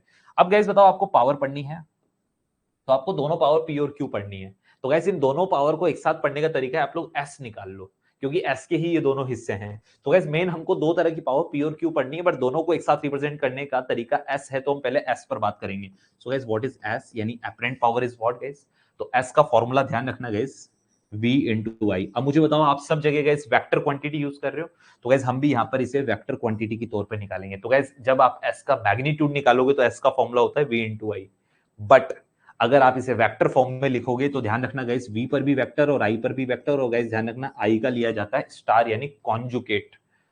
अब यहां पर कई सारे क्वेश्चन बनते हैं, सर कॉन्जुगेट लेते क्यों हैं, कॉन्जुगेट का कंसेप्ट क्यों आता है, दूसरी बात सर वोल्टेज का कॉन्जुगेट क्यों नहीं लेते, करंट का ही क्यों लेते हैं। हर चीज का रीजन दूंगा भी आप लोगों को, समझते हुए चलो, हर चीज का कारण आएगा। तो पहले तो आप इस बात को समझें कि गाइस एस का वेक्टर फॉर्म में फॉर्मूला क्या होता है, एस बराबर वी आई कॉन्जुगेट। काफी स्टूडेंट्स को नहीं पता हो तो गाइस मैं इसको स्टार लगा देता हूं, here it is, here it is, बहुत ही बढ़िया, ठीक है ठीक है। आओ गाइस कैलकुलेट करते हैं। सबसे पहले v के बारे में लिखूं, तो गाइस बताओ v का हमने पहले भी लिखा है, मैग्नीट्यूड v और एंगल 0 डिग्री रहता है, हियर इट इज।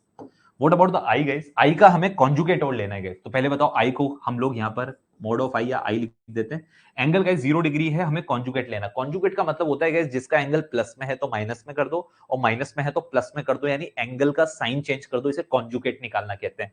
तो गाइस हम यहाँ करंट का कॉन्जुगेट लेना है हमें। तो गाइस करंट का एंगल +0 है तो यहां आएगा तो -0 आ जाएगा, here it is, here it is. बहुत ही ध्यान से गाइस, अगर आप लोग इसे फाइनली लिखना चाहें तो v इंटू आई हमारे पास है, और गाइस बताओ 0 - 0 आपके फाइनली एंगल 0 ही बनेगा।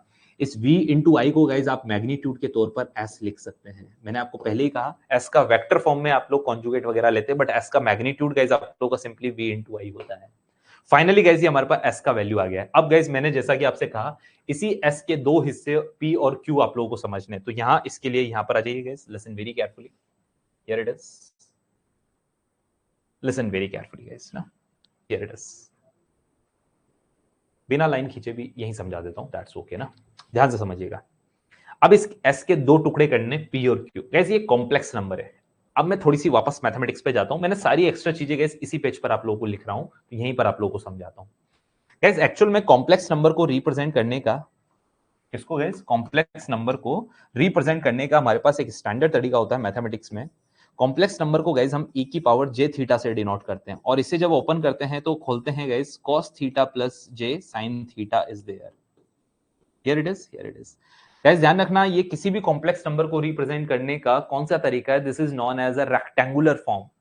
ये रेक्टेंगुलर फॉर्म है गाइस, जिसमें एक रियल पार्ट प्लस जे के साथ एक इमेजिनरी पार्ट को लिखा जाता है। गाइस इसी रेक्टेंगुलर फॉर्म को, कॉम्प्लेक्स नंबर की इस रेक्टेंगुलर फॉर्म को जिसमें एक रियल पार्ट और इमेजिनरी पार्ट होता है, इसे आप गाइस पोलर फॉर्म में भी कन्वर्ट कर सकते हैं। सब पोलर में कैसे कन्वर्ट करते हैं, पोलर का मतलब होता है गाइस आप इसको मैग्नीट्यूड विद एंगल लिखेंगे, यानी आप इसका मैग्नीट्यूड लिखेंगे और विद इसका एंगल लिखेंगे। गाइस इसका मैग्नीट्यूड कैसे निकालते हैं, तो शायद आप लोगों को पता हो या नहीं पता हो, तो मैं आप लोगों को बता देता हूं गाइस।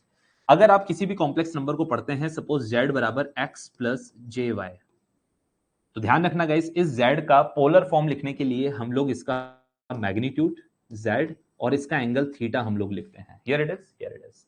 अब यहां इस मैग्नीट्यूड और इस एंगल की वैल्यू क्या होगी, तो ध्यान से गाइस हमारे पास मोड ऑफ z यानी मैग्नीट्यूड निकालने का तरीका होता है किसी भी कॉम्प्लेक्स नंबर का, अंडर रूट ऑफ, किसी भी कॉम्प्लेक्स नंबर का मैग्नीट्यूड कैसे निकालते हैं, under root of real part के मोड यानी कि x का स्क्वायर प्लस इमेजिनरी पार्ट के मोड यानी कि y का स्क्वायर हम लोग लिखते हैं। तो गाइस बताओ किसी भी कॉम्प्लेक्स नंबर का मैग्नीट्यूड कैसे निकाला जाता है, under root of real part के मोड, मोड का मतलब सिर्फ मैग्नीट्यूड लेना, प्लस या माइनस है तो सिर्फ प्लस लेना है ना, रियल पार्ट के मोड का स्क्वायर प्लस इमेजिनरी पार्ट के मोड का square. In the same pattern guys जब आप थीटा निकालते हैं तो थीटा का फॉर्मूला होता है this is tan inverse imaginary part का मोड यानी मैग्नीट्यूड बटा रियल पार्ट का मोड यानी magnitude will be there. So guys ये हमारे पास कॉम्प्लेक्स नंबर के मैग्नीट्यूड और एंगल निकालने के फॉर्मूलाज हैं। x और y में आप x को जनरली रियल पार्ट और y को इमेजिनरी पार्ट के नाम से शो करते हैं।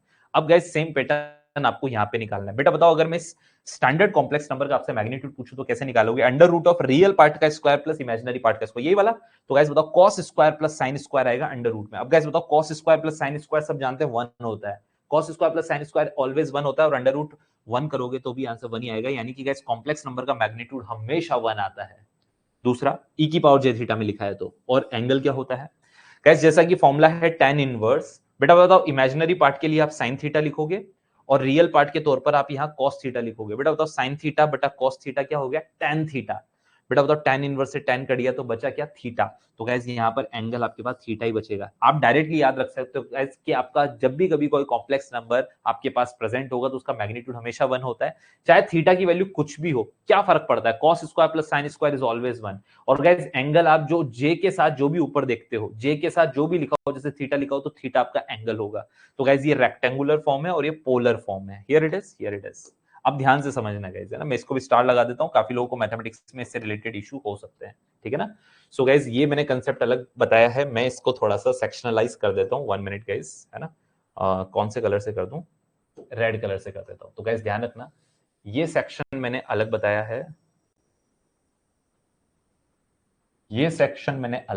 है ना, ताकि आप लोगों को चीजें एक दूसरे से आप डिफरेंशिएट कर सकें, डिफर कर सकें, है ना, कौन किसका हिस्सा है। एक तो आप एक दूसरे में कोलाइड कर दें तो दिक्कत हो जाएगी। ये कंसेप्ट मैंने अलग सीखा है कॉम्प्लेक्स नंबर वाला। Here it is, here it is. मेरे ख्याल से this is very clear to you. अब गाइस इस कॉम्प्लेक्स नंबर के कंसेप्ट से आपको क्या समझ में आता है बताओ, कि आप लोगों का रियल पार्ट हमेशा गाइस ध्यान रखना cos थीटा से रिप्रेजेंट होता है, और आपका इमेजिनरी पार्ट गाइस हमेशा sin थीटा से रिप्रेजेंट होता है किसी भी कॉम्प्लेक्स नंबर का। यहां आ जाओ गाइस, हम लोग यही तो कर रहे हैं गाइस। आपको इस s के दो हिस्से p और q निकालने हैं, तो ध्यान से समझना गाइस। p हमें यही कहता है, शायद मुझे यहाँ पर आपका शेप ले लेना चाहिए, यानी मुझे लाइन खींच देनी चाहिए, ज्यादा बेटर है। हाँ तो गाइस बताओ p हमें क्या कहता है, भाई मैं s का कौन सा पार्ट रिप्रेजेंट कर रहा हूं, तो गाइस बताओ p s का रियल पार्ट शो कर रहा है। तो गाइस बताओ रियल पार्ट के लिए कॉम्प्लेक्स नंबर में कौन आता है, cos थीटा। बहुत ही बढ़िया। और गाइस बताओ s का फॉर्मूला अभी अभी आप लोगों ने देखा था, s का मैग्नीट्यूड लिखोगे तो v इंटू आई होता है। तो गाइस ध्यान रखना p और q कोई पर्टिकुलर वेक्टर फॉर्म्स नहीं है, ये वेक्टर पावर नहीं होती है, ये सिर्फ और सिर्फ आपके मैग्नीट्यूड्स होते हैं। एक्चुअल में s is a complex number and this is a vector quantity, but p और q तो आपकी स्केलर क्वांटिटीज हैं, मैग्नीट्यूड्स हैं।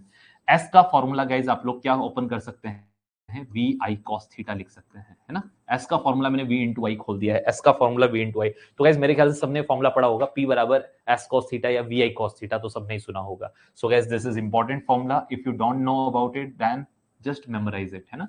ये आपके पी का फॉर्मूला कहां से आया, तो गाइस बताओ पी एस का कौन सा पार्ट होता है, पी एस का रियल पार्ट होता है, रियल पार्ट के लिए हम लोग कॉस थीटा लिखते हैं। अब गाइस आपको वैल्यूज पुट करनी है और कुछ नहीं है, यहां आ जाए। गाइस बताओ एस का मैग्नीट्यूड तो एस ही है, तो गाइस बताओ आपके एस का मैग्नीट्यूड तो एस ही है। गाइस बताओ कॉस थीटा में थीटा की वैल्यू में कितना रख दूं गाइस, तो देखो आपका एस का एंगल लिखना आप लोग, भाई एस का ही एंगल है थीटा, तो गाइस बताओ एस का एंगल कितना है guys, 0 degree is there.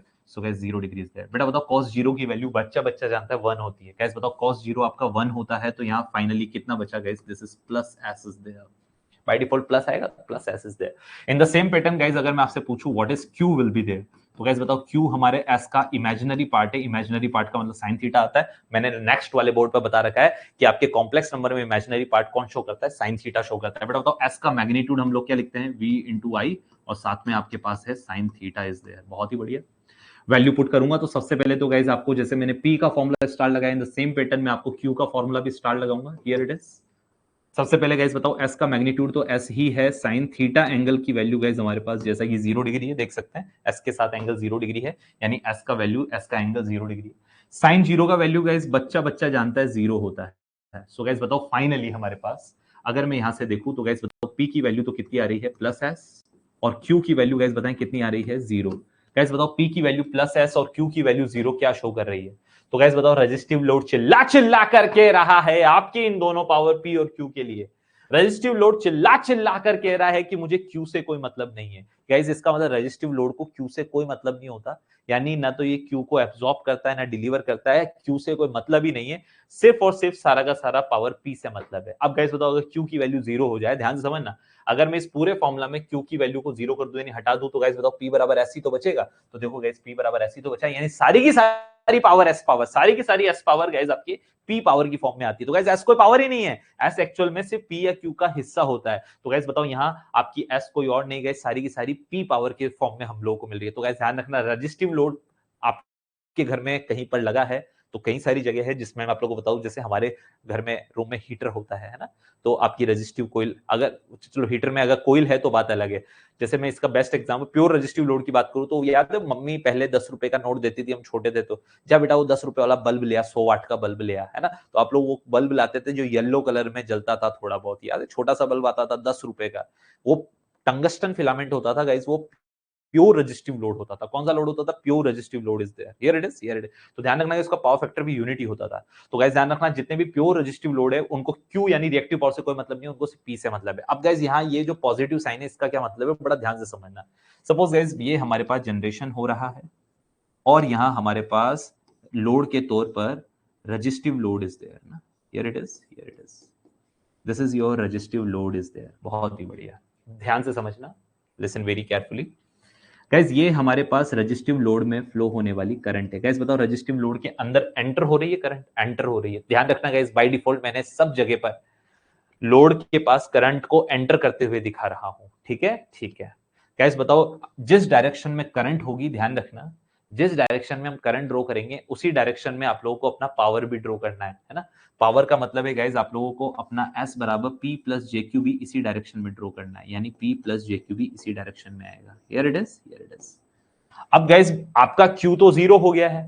Guys बताओ करंट की डायरेक्शन में ही आपको हमेशा पावर ड्रॉ करनी है, हमेशा ध्यान रखना। आपने करंट अंदर बनाई थी तो आपने पावर भी अंदर की तरफ ड्रॉ करवाते हुए बनानी है, यानी पावर की डायरेक्शन अंदर की तरफ होनी चाहिए। इस पर क्वेश्चन बनेगा आगे जाके, है ना। तो ध्यान रखिएगा गाइस अभी करंट अंदर की तरफ है तो करंट की डायरेक्शन में हमेशा पावर बनानी है। Here it is, here it is. अब ध्यान से समझिएगा गाइस, बताओ आपका रजिस्टिव लोड गाइस क्यू के साथ तो कोई डिमांड कर नहीं रहा, यानी क्यू तो ले नहीं रहा। रही बात पी की, तो गाइस बताओ पी का साइन प्लस में आ रहा है। प्लस साइन क्या बता रहा है कि आपने जो पी की डायरेक्शन बना रखी है वो एकदम सही बना रखी है। मान लो अगर गाइस पी माइनस में हो जाता तब गाइस आपको अपने पावर की डायरेक्शन करंट की अपोजिट डायरेक्शन में बनानी पड़ती। और गाइस ध्यान रखना पॉजिटिव साइन है तो करंट के सेम डायरेक्शन में बनेगी। सो just remember, remember, remember, listen, listen, listen, listen, listen. Guys यहाँ पॉजिटिव साइन क्या शो कर रहा है कि आपने जो करंट की डायरेक्शन पावर बनाई है वो एकदम सही बनाई है। और गाइस इस डायरेक्शन के हिसाब से रेजिस्टिव लोड इस पी को क्या कर रहा है गाइस, बताओ डिलीवर कर रहा है कि एब्जॉर्ब कर रहा है। तो गाइस ध्यान रखना रेजिस्टिव लोड इस पी को एब्जॉर्ब कर रहा है। गाइस रेजिस्टर एब्जॉर्ब कभी नहीं करता। एब्जॉर्ब हम उसको कहते हैं जो स्टोर करके रखे, यहाँ ये कंज्यूम करता है। तो ध्यान रखना गाइस, इस पर्टिकुलर केस के हिसाब से साफ साफ पता चल रहा है guys, R consumes P. R जो है यानी रजिस्टिव लोड जो है गाइस, शॉर्ट में लिखा है मैंने, पी यानी कि एक्टिव पावर को गाइस जो है वो कंज्यूम करता है। Here it is here. बाकी रजिस्टिव लोड को क्यू से कोई मतलब नहीं होता है। ये हो गया गाइस आपका रजिस्टिव लोड। तो गाइस बताओ, मैं आप लोगों के इन दोनों पावर को सेग्रीगेट करते हुए बता रहा हूं कि ये दो पावर पढ़ते क्यों है।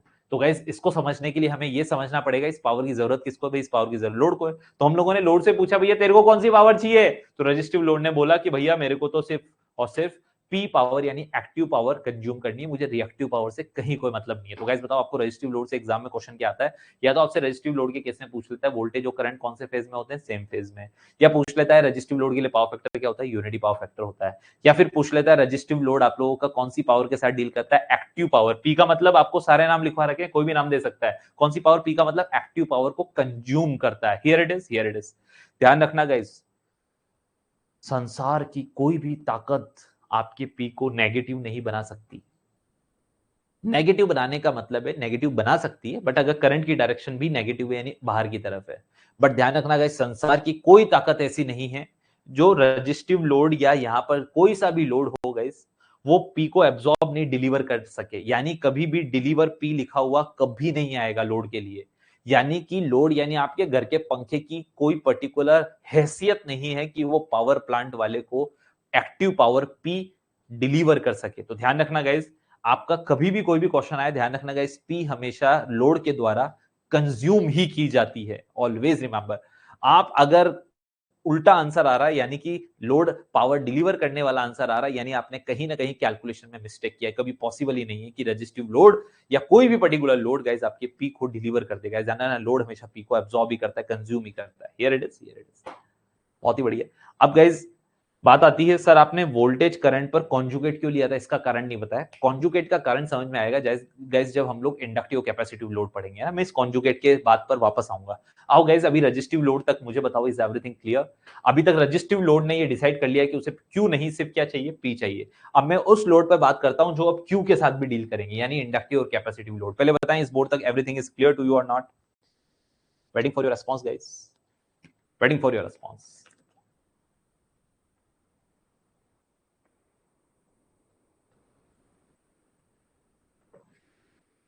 बेसिक चीजें हैं, एकदम बेसिक है ना। हाँ, मैथमेटिक्स से समझाता हूं, चीजें अच्छे से याद रह पाती है ना। ये सब थ्योरी आपको तो मैं इनको लंबे लंबे लंबे लंबे पैराग्राफ बना के भी लिखवा सकता हूँ, but I think this is more better way, है ना, जिससे आपको चीजें याद भी रहेगी। बताएं यहां तक क्लियर है सबको?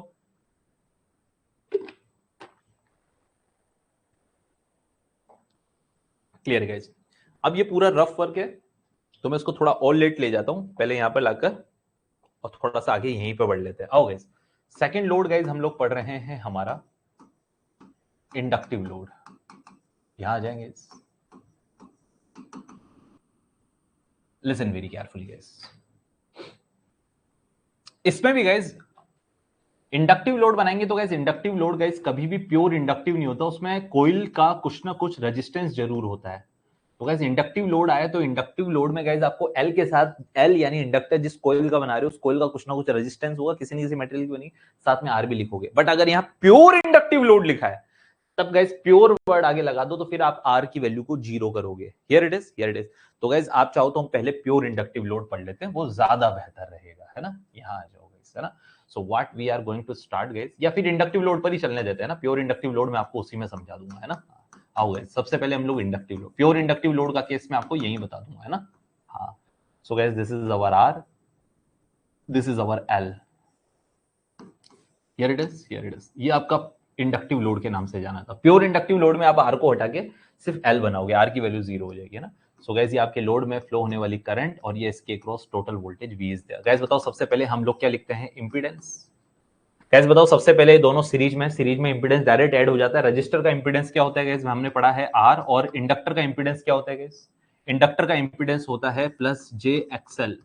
सर कहां लिखा हुआ है ये देखो, मैंने अभी आप लोगों को बताया था। गाइस बताओ इंडक्टर का इंपीडेंस क्या होता है, प्लस जे एक्सएल, चाहो तो प्लस जे ओमेगा एल भी लिख सकते हो। Here it is, here it is. बहुत ही बढ़िया गाइस, इसको हम लोग क्या लिखे हैं, अब गाइज इस पर्टिकुलर कॉम्प्लेक्स नंबर को हम पोलर फॉर्म में लिखेंगे, पोलर यानी मैग्नीट्यूड विद एंगल। तो गाइज बताओ, हम लोग z का पोलर फॉर्म इसका मैग्नीट्यूड विद इसका एंगल लिखेंगे। सबसे पहले आप ये समझे, इसका मैग्नीट्यूड मॉड ऑफ z की वैल्यू निकालोगे तो कैसे निकालोगे? अंडर रूट ऑफ r का स्क्वायर प्लस एक्सएल का स्क्वायर, वही रियल पार्ट का स्क्वायर प्लस इमेजिनरी पार्ट का स्क्वायर। अब इसका एंगल लिखना है। गाइस बताओ ये कौन से क्वाड्रेंट में है? आप लोगों को क्वाड्रेंट समझ में आते हैं गाइस? यहाँ आओ, दोबारा थोड़ी सी मैथमेटिक्स पर आते हैं। ये जो बीच में जगह बची हुई है बस इसका फाइनल यूटिलाइजेशन है ना। इसके बाद कोई मैथमेटिक्स का नया कंसेप्ट आज की क्लास में तो नहीं आएगा।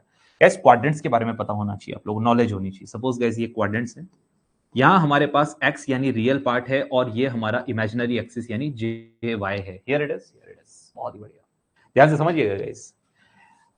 यहां गाइस आप लोगों का अगर मैं बात करूं तो ये हमारा फर्स्ट क्वाड्रेंट है गाइस। फर्स्ट क्वाड्रेंट में यहां नंबर देखो तो गाइस रियल पार्ट भी पॉजिटिव है x, प्लस इमेजिनरी पार्ट भी गाइस पॉजिटिव है यानी plus j y is there. तो गाइस यहां हमारे पास नंबर जो आएगा वो x प्लस जे वाई जब भी आता है तो गाइस फर्स्ट क्वाड्रेंट में होता है। गाइस बताओ ये सेकंड क्वाड्रेंट, इसमें x गाइस बताओ x का नेगेटिव एक्सिस आ रहा है, so this is minus x। और गाइस आपके इमेजिनरी एक्सिस का पॉजिटिव पार्ट यानी कि plus j y is here. Here it is, here it is. मेरे ख्याल से this should be very clear. थोड़ा सा आगे बढ़ते हैं गाइस। ये थर्ड क्वाड्रेंट देखो गाइस, इसका रियल पार्ट भी नेगेटिव आ रहा है माइनस एक्स, और इसका इमेजिनरी पार्ट भी नेगेटिव आ रहा है guys, this is minus j y is there. Here it is, here it is. Fourth quadrant आ जाएगा गाइस। रियल पार्ट गाइस आपका पॉजिटिव है और इमेजिनरी पार्ट गाइस नेगेटिव है यानी कि माइनस जे वाई, यानी कि ये नंबर आपका फोर्थ क्वाड्रेंट में आएगा, है ना। ये क्वाड्रेंट में आपको पहले नंबर वाइज समझ में आना चाहिए। अब बात करते हैं इनके एंगल्स की। सपोज गाइस अगर मैं बात करूं तो यहां हमारे पास रेफरेंस एंगल होता है 0, यहां हमारे पास होता है प्लस 90, यहां हमारे पास गाइस ऊपर से आओगे तो 270, अदरवाइज माइनस 90 भी लिख सकते हो अगर आप लोग पीछे से मेजर करो तो, है ना। ऊपर प्लस 90 चलता है एंटी क्लॉकवाइज और क्लॉकवाइज चलोगे तो माइनस 90। और गाइस अगर आप यहां लिखो तो 180 डिग्री आप लोग लिख सकते हो, ऊपर से प्लस 180, नीचे से नापोगे तो माइनस का 180। ये हमारे पर्टिकुलर चारों क्वाड्रेंट के कॉर्नर्स के एंगल। अब बात करते हैं हमारे क्वाड्रेंट के अंदर के एंगल। तो ध्यान से समझना गाइस, 0 से 90 के बीच, 0 से 90 के बीच एंगल जो होगा गाइस वो प्लस थीटा के नाम से जाना जाएगा। ऑफ कोर्स गाइस 0 से प्लस 90 के बीच में प्लस का आएगा और थीटा एंगल के नाम से आएगा। तो गाइस ध्यान रखना, फर्स्ट क्वाड्रेंट में एंगल हम हमेशा प्लस थीटा लिखेंगे। सेम 0 से माइनस 90 के बीच, बताओ माइनस में एंगल आ रहा है तो माइनस में आएगा, और गाइस 90 के बीच में माइनस थीटा के नाम से आएगा। सर ये थीटा की वैल्यू कहां लिखी हुई है? देखो गाइस ये रहा theta, tan inverse imaginary part बटा रियल पार्ट। तो गाइस मैंने x और y यहां के हिसाब से लिया हुआ है। तो guys plus theta minus theta, जिसमें थीटा क्या है? tan इनवर्स इमेजिनरी पार्ट और रियल पार्ट के मैग्नीट्यूड का मोड होगा, ठीक है ना। हाँ मतलब रेशो होगा, है ना, मैग्नीट्यूड का मोड का रेशो होगा, दैट्स ओके। तो मेरे ख्याल से समझ में आ रहा होगा, फर्स्ट क्वाड्रेंट में 0 और 90 के बीच में प्लस थीटा होता है। ये सब पढ़ा हुआ है आप लोगों ने, बस रिकॉल करवाने की जरूरत है। 0 माइनस 90 के बीच में माइनस थीटा इज देयर, ठीक है ना। नहीं भी पढ़ा है तो दैट्स ओके, पढ़ा ही रहे हैं। अब गाइस यहाँ सेकंड और थर्ड क्वाड्रेंट में काफी स्टूडेंट्स गलती करते हैं। सेकंड क्वाड्रेंट में गाइस बताओ, यहाँ सेकंड क्वाड्रेंट में एंगल देखो तो 90 से 180 के बीच में है, 90 से 180 के बीच में, यानी 90 से तो बड़ा बट 180 से छोटा। 180 से छोटा एंगल आएगा ऊपर, तो गाइस बताओ 180 से छोटा आएगा तो आप 180 में से थीटा को माइनस कर दो। माइनस का मतलब छोटा एंगल ही आएगा भाई। माइनस का मतलब कौन सा एंगल गाइस? छोटा एंगल यहाँ पर आएगा। Here it is, here it is, छोटा एंगल आएगा। तो गाइस ध्यान रखना 90 से 180 के बीच में, यानी 180 से छोटा एंगल आएगा, इसलिए 180 माइनस थीटा। गाइस बताओ यहाँ हमारा 180 और माइनस 90 को गाइस आप 270 भी लिखते हो, ऊपर से नापोगे तो 0, 90, फिर 180, फिर 270, फिर 360। तो गाइस बताओ 180 से 270 के बीच में आएगा थर्ड क्वाड्रेंट में एंगल। बेटा बताओ 180 से 270 जा रहे हैं, यानी 180 से बड़ा एंगल आएगा। गाइस 180 से बड़ा एंगल आएगा, इसलिए 180 प्लस थीटा लिखते हैं। ये आप लोगों को गाइस कंट्रोल सिस्टम में तो गजब काम आएगा। जब आप लोग अपना इलेक्ट्रिकल इंजीनियरिंग में सब्जेक्ट पढ़ते हैं कंट्रोल सिस्टम, तो उसमें पोलर प्लॉट पढ़ते हो, है ना, नाइक्विस्ट क्राइटेरिया पढ़ने के लिए। पोलर प्लॉट में गाइस ये क्वाड्रेंट के बिना कंट्रोल सिस्टम का पोलर प्लॉट पढ़ ही नहीं सकते। सिंपल है यार, सिंपल है। फर्स्ट क्वाड्रेंट में एंगल 0 से प्लस 90 के बीच में प्लस थीटा, 0 से माइनस 90 के बीच में माइनस थीटा, 180 से 90 के बीच में 180 से छोटा तो माइनस थीटा, और 180 से 270 के बीच 180 से बड़ा है, इसलिए 180 plus theta. Here it is, here it is. मेरे ख्याल से guys this concept also should be very clear to you. आप लोगों का अलग से मैंने एक और कंसेप्ट बनाया। अब आओ गाइस, जैसे कि मैं आप लोगों से पूछूं, बताओ ये कौन से क्वाड्रेंट का एंगल है गाइस? r प्लस जे ओमेगा एक्सएल या जे एक्सएल। तो बेटा बताओ r यानी रियल पार्ट भी पॉजिटिव और इमेजिनरी पार्ट भी पॉजिटिव। गाइस बताओ दोनों जब पॉजिटिव हो तो कौन सा क्वाड्रेंट? देखो आप लोग गाइस, जब दोनों पॉजिटिव हो तो फर्स्ट क्वाड्रेंट में एंगल क्या लिखते हो गाइस? Plus theta. क्या लिखते हो? Plus theta. तुरंत प्रभाव से यहाँ पर प्लस थीटा लिख देंगे गाइस हम लोग। यहाँ जाओ गाइस, दोनों फर्स्ट क्वाड्रेंट में जा रहे हैं, तो गाइस फर्स्ट क्वाड्रेंट में आपका एंगल क्या होता है गाइस, फर्स्ट क्वाड्रेंट में एंगल होता है plus theta. Here it is, here it is. थोड़ा सा आगे बढ़ेंगे गाइस, इंपीडेंस के बाद हम लोग आते हैं करंट पर। सेम चीजें निकालते हैं जो पिछले वाले रेजिस्टिव लोड के लिए निकाली थी। करंट होता है गाइस वोल्टेज बटा इंपीडेंस। रेजिस्टिव लोड हो चाहे इंडक्टिव लोड हो गाइस, बताओ लोड के अक्रॉस मैं आपको पहले ही बता चुका हूं कि पूरे पावर सिस्टम में लोड के अक्रॉस वोल्टेज को आप रेफरेंस यानी कितना लोगे, 0 डिग्री। इंपीडेंस के बारे में बात करें तो गाइस ये हमारे पास जेड और आपका angle plus theta is there. Here it is, here it is. बहुत ही बढ़िया। कैसे बताएं, v upon mod of z को आप मोड ऑफ i यानी करंट लिख सकते हो। अब एंगल की बात करूं तो गाइस 0 को तो लिखने की जरूरत है नहीं, प्लस थीटा ऊपर जाएगा तो क्या बनकर जाएगा गाइस, माइनस थीटा ऊपर बनकर जाएगा। यहां तक मेरे ख्याल से बहुत अच्छे से क्लियर होगा। थोड़ा सा आगे बढ़ेंगे गाइस, अगर मैं इसे फेजर डायग्राम से रिप्रेजेंट करना चाहूं तो आप सबको याद है हम पूरे पावर सिस्टम में रेफरेंस के तौर पर लोड के अक्रॉस वोल्टेज के एंगल 0 डिग्री को रेफरेंस लेते हैं। करंट बनानी है गाइस, बताओ करंट का एंगल है आपका माइनस थीटा। बेटा बताओ माइनस थीटा कौन से क्वाड्रेंट में बनता है, यहाँ देखो क्वाड्रेंट अभी आप लोगों ने पढ़े। गाइस बताओ माइनस थीटा कौन से क्वाड्रेंट में बनता है, फोर्थ क्वाड्रेंट। फोर्थ क्वाड्रेंट का मतलब 0 डिग्री के ऊपर के 0 डिग्री के नीचे, तो गाइस माइनस थीटा आप लोगों का 0 डिग्री के नीचे बनता है। आओ गाइस मैं यहाँ पर ये बनाने जा रहा हूँ गाइस, मुझे माइनस थीटा बनाना है, माइनस थीटा यानी फोर्थ क्वाड्रेंट में, तो गाइस इस जो 0 डिग्री के ऊपर बनाऊं कि नीचे बनाऊं, तो गाइस नीचे बनाना पड़ेगा। दिस इज योर आई। और गाइस बताओ ये इसका एंगल कितना है, तो guys it's angle is theta. Sir minus theta लिखो ना, नहीं गाइस माइनस तो अपने आप समझ में आना चाहिए कि 0 से नीचे है तो माइनस में होगा, बट हम लोग यहाँ से मैग्नीट्यूड लिखते हैं, theta is there. Here it is, here it is. Theta यहाँ पर आपका माइनस में ही है। अब गाइस बताओ माइनस में है यानी बताओ आपका एंगल V तो गाइज आप लोगों का ऊपर है, और करंट के बारे में हम लोग हमेशा लिखते हैं। मैंने कहा V का तो वोल्टेज एंगल गाइज, वोल्टेज को तो आप लोगों को हमेशा 0 डिग्री लेना है, तो इसको तो आप चेंज करोगे नहीं, तो ये तो हमारा रेफरेंस। इसके रेस्पेक्ट में करंट ऊपर नीचे जाएगा, यानी गाइज करंट के बारे में हम लोगों को हमेशा लिखना होता है। बेटा बताओ करंट आप लोगों का यहाँ पर लैग कर रहा है कि लीड कर रहा है, यानी लीड का मतलब आपका करंट इसके आगे चल रहा है कि इसके पीछे चल रहा है। तो गाइज ध्यान रखना करंट आपका पीछे चल रहा है, पीछे चलने को गाइज लैग कहते हैं। तो ध्यान रखना गाइज यहाँ पर current lags V by angle theta is there. Here it is, here it is. By angle theta is there. तो it should be very clear to you guys. और आप लोगों से एग्जाम में पूछा जाता है भाई यहाँ पर कौन सा गाइस, आपके इंडक्टिव लोड के केस में आपका करंट वोल्टेज से क्या करता है, लैग करता है। ध्यान रखना गाइस, इसलिए इस बात को बड़ा ध्यान से याद रखें गाइस। जैसे मैंने पिछले वाले रेजिस्टिव लोड में भी लिखा था, रेजिस्टिव लोड का पावर फैक्टर क्या लिखा था, यूनिटी। वैसे ध्यान रखना है इंडक्टिव लोड का पावर फैक्टर क्या होता है। So guys its power factor is lagging power factor. Which power factor it has, lagging power factor. Which power factor guys, lagging power factor. Just remember this thing, this is important guys. resistive load के लिए power factor unity, inductive load के लिए power factor lagging। Current और voltage के बीच में क्या guys, तो current ध्यान रखना वोल्टेज से आपको थीटा एंगल से क्या कर रहा है गाइस, लैग करता है। Here it is, here it is. बहुत ही बढ़िया। अब आते हैं गाइस सीधे पावर पर, यहां आ जाए ध्यान से गाइज। हमारा सबसे मेन कंसर्न पावर एस पर है, जिसका फॉर्मूला गाइज हमारे पास v into I conjugate is there. एक बार समझाने के बाद तो थोड़ा सा लिख सकते हैं तुरंत तुरंत, v into I conjugate. Guys बताओ v हमारा मैग्नीट्यूड v और एंगल 0 डिग्री, वोल्टेज को हम लोग हर जगह 0 डिग्री लेंगे। करंट का कॉन्जुगेट लेना है गाइज, बताओ करंट का मैग्नीट्यूड तो i है। अब आपको गाइस करंट का कॉन्जुगेट लेना है। कॉन्जुगेट का मतलब है अगर एंगल माइनस में है तो गाइस प्लस में हो जाएगा। Here it is, here. तो कॉन्जुगेट ये कहता है गाइस अगर जिसका एंगल माइनस में हो प्लस हो जाएगा, जिसका एंगल प्लस में हो माइनस में। तो यहाँ माइनस में था प्लस हो गया। फाइनली गाइस बताओ आप लोग इसको क्या लिख सकते हैं, आपका मैग्नीट्यूड तो एस हो जाएगा, v इंटू आई को आप एस लिखते हैं, और गाइस एंगल 0 प्लस थीटा कितना हो जाएगा, फाइनली गाइस प्लस थीटा ही रह जाएगा। 0 को लिखने की तो कोई खास जरूरत है नहीं। अब गाइस बताओ इस एस के दो टुकड़े करने हैं, एक p और एक q, एक p और एक q। बड़ा ध्यान से समझिएगा गाइस। P हमारे S का गाइस कौन सा पार्ट है, रियल पार्ट। रियल पार्ट के लिए cos, और Q हमारे S का इमेजिनरी पार्ट है। इमेजिनरी पार्ट के लिए गाइस हम लोग क्या लिखते हैं, साइन। That's okay. अब गाइस बताओ आपको S का एंगल लिखना है, तो गाइस यहाँ पर आपका एंगल प्लस थीटा है। ऑफ कोर्स S का एंगल, यहाँ पर भी आपका S का एंगल प्लस थीटा है। तुरंत प्रभाव से गाइस बताओ प्लस थीटा कौन से क्वाड्रेंट का एंगल होता है। अभी मैंने आपको क्वाड्रेंट समझाए हैं, ये रहा। तो गाइस आप लोगों का प्लस थीटा फर्स्ट क्वाड्रेंट का एंगल है। मेरे ख्याल से सबको पता होगा फर्स्ट क्वाड्रेंट में सारे trigonometric function, sine, cos, tan, cot, sec, cosec, 6 के 6 ट्रिग्नोमेट्रिक फंक्शन फर्स्ट क्वाड्रेंट में गाइस सबके सब पॉजिटिव होते हैं। तो गाइस बताओ ये फर्स्ट क्वाड्रेंट में इसका आंसर आएगा, यानी कि यहाँ पर p आपकी पॉजिटिव होगी, और ये आपका साइन है, ये भी फर्स्ट क्वाड्रेंट में गाइस पॉजिटिव ही होता है। तो गाइस इसका आंसर भी पॉजिटिव आएगा। तो इसका मतलब गाइस ध्यान से समझना, आपका p भी पॉजिटिव आ रहा है और q भी पॉजिटिव आ रहा है। क्या मैं इसको डायग्राम से शो कर सकता हूँ? तो गाइस बताओ पॉजिटिव का मतलब मैंने कहा था कि करंट की डायरेक्शन में ही p और q दोनों बनेंगे। तो आओ गाइस इसे हम लोग थोड़ा सा डायग्राम के थ्रू समझते हैं। यहाँ आएंगे guys, the things will be more clear to you। Guys suppose ये आप लोगों का यहाँ पर जनरेशन हो रहा है, और ये आप लोगों का गाइस आपका लोड इज देयर। लोड में गाइस आप लोगों का resistive load is there, inductive load is there, यानी आर एल मिलकर गाइस आप लोगों का प्योरली नहीं आपका नेचुरल इंडक्टिव लोड बनाएगा। Here it is, plus minus v is there and current is here. Now guys बताओ इसमें से जो पावर फ्लो होगी गाइस, ऑलवेज हम लोग करंट के डायरेक्शन में ही बाय डिफॉल्ट हमारी power P plus j Q को ड्रॉ करते हैं। अब तुरंत प्रभाव से बताएं गाइस, P और Q में से किसी का साइन चेंज हो रहा है या नहीं गाइस?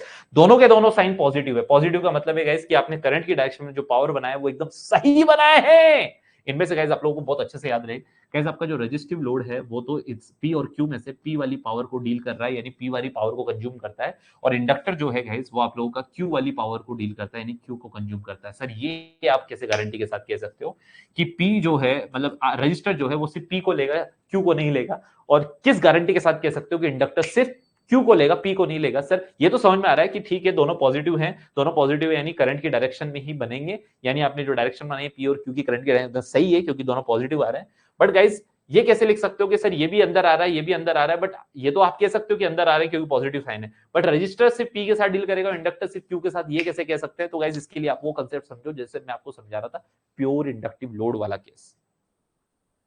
मैंने आपको रजिस्टर का नेचर तो गाइस आपको पिछले बोर्ड में बता दिया, रजिस्टर सिर्फ P के साथ डील करता है तो मैंने P लिखा है, Q का कोई केस ही नहीं है। बट इंडक्टर सिर्फ Q के साथ डील करता है। सर आपने ये कैसे एक्सप्लेन किया? आओ गाइस इस चीज को समझने के लिए हम प्योर इंडक्टिव लोड लेते हैं। अब गाइस ये सिर्फ आपके इमेजिनेशन में चलेगी, अभी ये सब बातें मैं साइड में लिखवा रहा हूं, है ना, घुसाने की जरूरत है नहीं।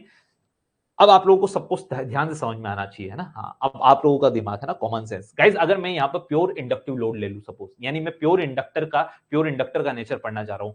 रजिस्टर का नेचर तो मैं पहले पढ़ चुका हूं कि रजिस्टर जनरली P के साथ डील करता है, वो तो बात करेक्ट है। अब इंडक्टर सिर्फ Q के साथ डील करता है, इस बात को मुझे आपको समझाना है, प्रूव करके देना है, तो ध्यान से समझना गाइस। अगर मैं यहाँ प्योर इंडक्टिव लोड ले लूं तो गाइस बताओ यहाँ मुझे R को 0 करना होगा, सिर्फ इंडक्टर बनाना होगा। गैस बताओ अगर मैं आर की वैल्यू 0 पुट कर दूं, ध्यान से समझना गैस, अगर मैं यहां पर आर की वैल्यू क्या कर दूं गैस, 0 कर दूं। सपोज गैस अगर मैं यहां पर आर की वैल्यू 0 कर देता हूं, बेटा बताओ रियल पार्ट क्या हो गया 0, तो आपका जेड तो ठीक है, बताओ एंगल क्या हो जाएगा? गैस बताओ जैसे ही आप लोगों का रियल पार्ट 0 होगा, गैस बताओ इस थीटा एंगल की वैल्यू क्या हो जाएगी? बेटा बताओ थीटा का फॉर्मूला मैंने अभी थोड़ी देर पहले बताया था, tan इनवर्स इमेजिनरी पार्ट बटा रियल पार्ट का मोड। अब बेटा बताओ मैंने कहा प्योर इंडक्टिव लोड के लिए आपका रजिस्टर तो 0 हो जाएगा, रजिस्टर 0 होने का मतलब है प्योर रियल पार्ट 0 हो जाएगा। गैस बताओ रजिस्टर 0 होने का मतलब है इसका रियल पार्ट 0 हो जाएगा। गैस बताओ अगर रियल पार्ट 0 हो जाए तो किसी भी संख्या को आप 0 से डिवाइड करते हो तो गैस ये ओवरऑल नंबर आपका इनफाइनाइट हो जाएगा। गैस आप समझते होंगे किसी भी नंबर को आप 0 से डिवाइड करते हो, जैसे कि आपका real part pure inductive load के लिए रियल पार्ट यानी R0 हो जाएगा। रियल पार्ट 0 होते गैस आपका पूरा नंबर इनफाइनाइट बन जाएगा, क्योंकि किसी को भी 0 से डिवाइड करो तो आंसर इनफाइनाइट होता है। गैस बताओ 10 इनफाइनाइट कब देता है? तो आप 10 की शायद ट्रिग्नोमेट्रिक का इतना टेबल आप लोगों से एक्सपेक्ट करता हूं ना। हाँ 10 गाइस इनफाइनाइट कब देता है? 90 डिग्री पर, तो इसका मतलब गाइस थीटा की वैल्यू 90 डिग्री होगी। तो ध्यान से समझना guys, listen listen listen listen listen. जैसे ही रियल पार्ट R0 होगा तो गाइस एक प्योर इमेजिनरी नंबर है। आज के बाद ध्यान रखना क्या है, जैसे ही रियल पार्ट 0 होगा ये आपका प्योर इमेजिनरी नंबर है। गाइस प्योर इमेजिनरी नंबर में या तो प्लस जे होगा या माइनस जे। प्लस जे का मतलब आपको गाइस प्लस 90 लिखना है, और अगर गाइस माइनस जे होगा तो माइनस 90 लिखना है, क्योंकि कैपेसिटर का केस आएगा तब हम माइनस जे के लिए माइनस 90 लिखेंगे। तो जब भी प्योर इमेजिनरी नंबर हो, प्योर रियल हो तो मान लो सिर्फ आर लिखा है तो उसका एंगल तो बाय डिफॉल्ट 0 लिखता है। और गाइस अगर प्योर इमेजिनरी हो जैसे जे एक्सएल है या माइनस जे एक्सी है, तो गाइस देखना प्योर इमेजिनरी का एंगल गाइस 90 डिग्री होता है, और माइनस जे है तो माइनस 90 होगा। तो आप चाहो तो मैं इसको यहां पर हमेशा के लिए लिख सकता हूं। गाइस बताओ प्लस जे एक्सएल का मतलब क्या है? XL is the magnitude and angle is plus 90।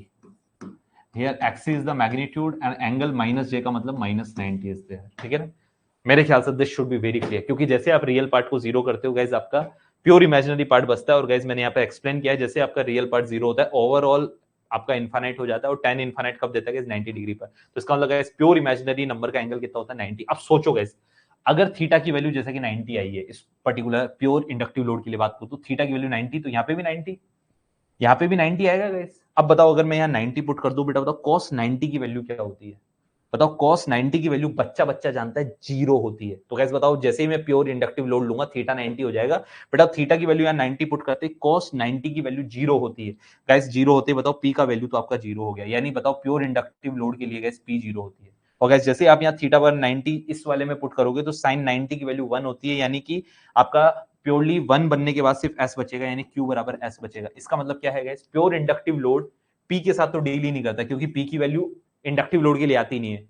Inductive load सिर्फ और सिर्फ गाइस Q के साथ डील करता है। सपोज गाइस P की वैल्यू 0 हो जाए तो S बराबर P प्लस JQ, मैंने आप लोगों को पिछले बोर्ड पे लिख रखा है। गाइस बताओ अगर P की वैल्यू 0 हो जाए तो फिर Q बराबर ऐसे ही तो बचेगा, तो देखो Q बराबर है। तो गाइस प्योर इंडक्टिव लोड के लिए जितनी भी पावर होती है वो सिर्फ Q की फॉर्म में होती है, जो कि total power apparent power S के बराबर होती है। जो आपके रेजिस्टिव लोड के लिए आ रहा था P के लिए होती है और यहाँ पर Q के लिए होती है। अब ये बताओ मुझे पूरा inductive load, pure inductive load लिखने की जरूरत है, आप लोगों को क्लियर है? ये बताओ आप लोग। प्योर इंडक्टिव लोड सिर्फ और सिर्फ क्यू के साथ डील करता है, कैसे समझे?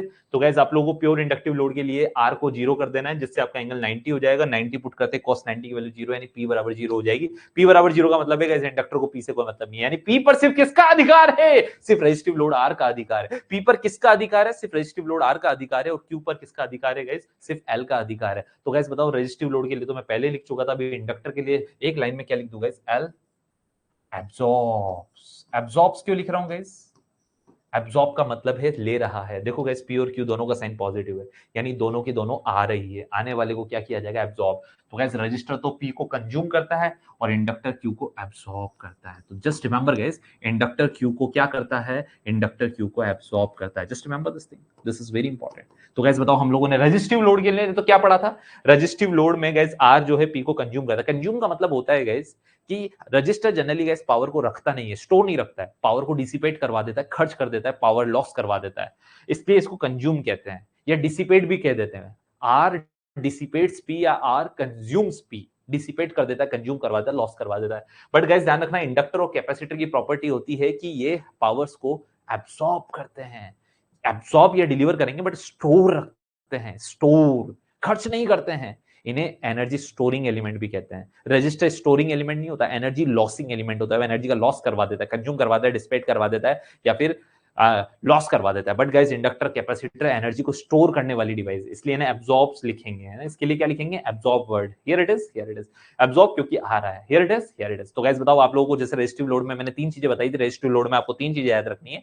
पहला, वोल्टेज और करंट कौन से फेज में होता है? सेम फेज में होता है। पावर फैक्टर यूनिटी होता है। और आर P को क्या करता है? कंज्यूम करता है। सेम पैटर्न आप लोगों को इंडक्टिव लोड के लिए भी तीन चीजें याद रखनी है गाइस। सबसे पहले इंडक्टिव लोड के लिए आपकी V और I में गाइस बताओ क्या होता है? करंट V को से लैग करती है, करंट V से क्या करती है? लैग करती है। दूसरा गाइस पावर फैक्टर क्या होता है? लैगिंग होता है। और तीसरा याद रखना है गाइस, इंडक्टर Q को क्या करता है? एब्जॉर्ब करता है, एब्जॉर्ब करता है, एब्जॉर्ब करता है। बहुत ही बढ़िया। लास्ट बचा कैपेसिटिव लोड। देख रहे हो, अलग अलग टाइप के लोड अलग अलग पावर के साथ डील कर रहे हैं। रेजिस्टिव लोड P के साथ डील करता है, इंडक्टिव लोड Q के साथ डील करता है। सर इसे थोड़ा सा आप शॉर्ट में नहीं लिखवा सकते क्या? अभी देखना, इस सारी कहानी जो भी समझा रहा हूं ना, इसको इतनी सी एक बॉक्स में लिखूंगा और आप कहोगे तो चमत्कार हो गया सर, है ना? अभी एक चमत्कार करेंगे बहुत ही जल्दी, है ना? ध्यान से समझे। हम लोग पहले हमारे तीसरे टाइप का लोड पढ़ लेते हैं। Third type load is capacitive load, है ना? Here it is, here it is. अब गाइस कैपेसिटिव लोड एक्चुअल में कोई लोड होता नहीं है प्रैक्टिकली। कैपेसिटिव लोड तो सिर्फ हम लोग इसलिए पढ़ रहे हैं ताकि हम कैपेसिटर का नेचर पढ़ सकें, है ना? हाँ, प्रैक्टिकली गाइस जितने भी लोड है ना वो सारे इंडक्टिव या रेजिस्टिव लोड है। रेजिस्टिव लोड भी इक्का दुक्का ही है। मेन तो सारे के सारे लोड जो गाइस प्रैक्टिकली एग्जिस्ट करते हैं वो सारे इंडक्टिव लोड है। यानी मैं जब आगे पूरा पावर सिस्टम पढ़ाऊंगा तो गाइस जहां पर भी लोड लेने की जरूरत पड़ेगी ना, हम लोग पूरे ट्रांसमिशन को गाइस इंडक्टिव लोड लेकर ही समझेंगे, क्योंकि प्रैक्टिकली जो लोड एग्जिस्ट करता है वो इंडक्टिव लोड ही एग्जिस्ट करता है। तो गाइस सपोज ये आप लोगों का प्योर कैपेसिटिव नहीं लिखा ना, तो आप इसमें भी आर बनाओगे। प्योर कैपेसिटी होता तो सिर्फ सी बनाते। इसमें भी गाइस आप लोगों के पास डाइलेक्ट्रिक लॉस होते हैं, जिसको रिप्रेजेंट करने के लिए हम लोग आर यानी कि रजिस्टर रिप्रेजेंट करते हैं। Here it is, R and C R there. Here it is.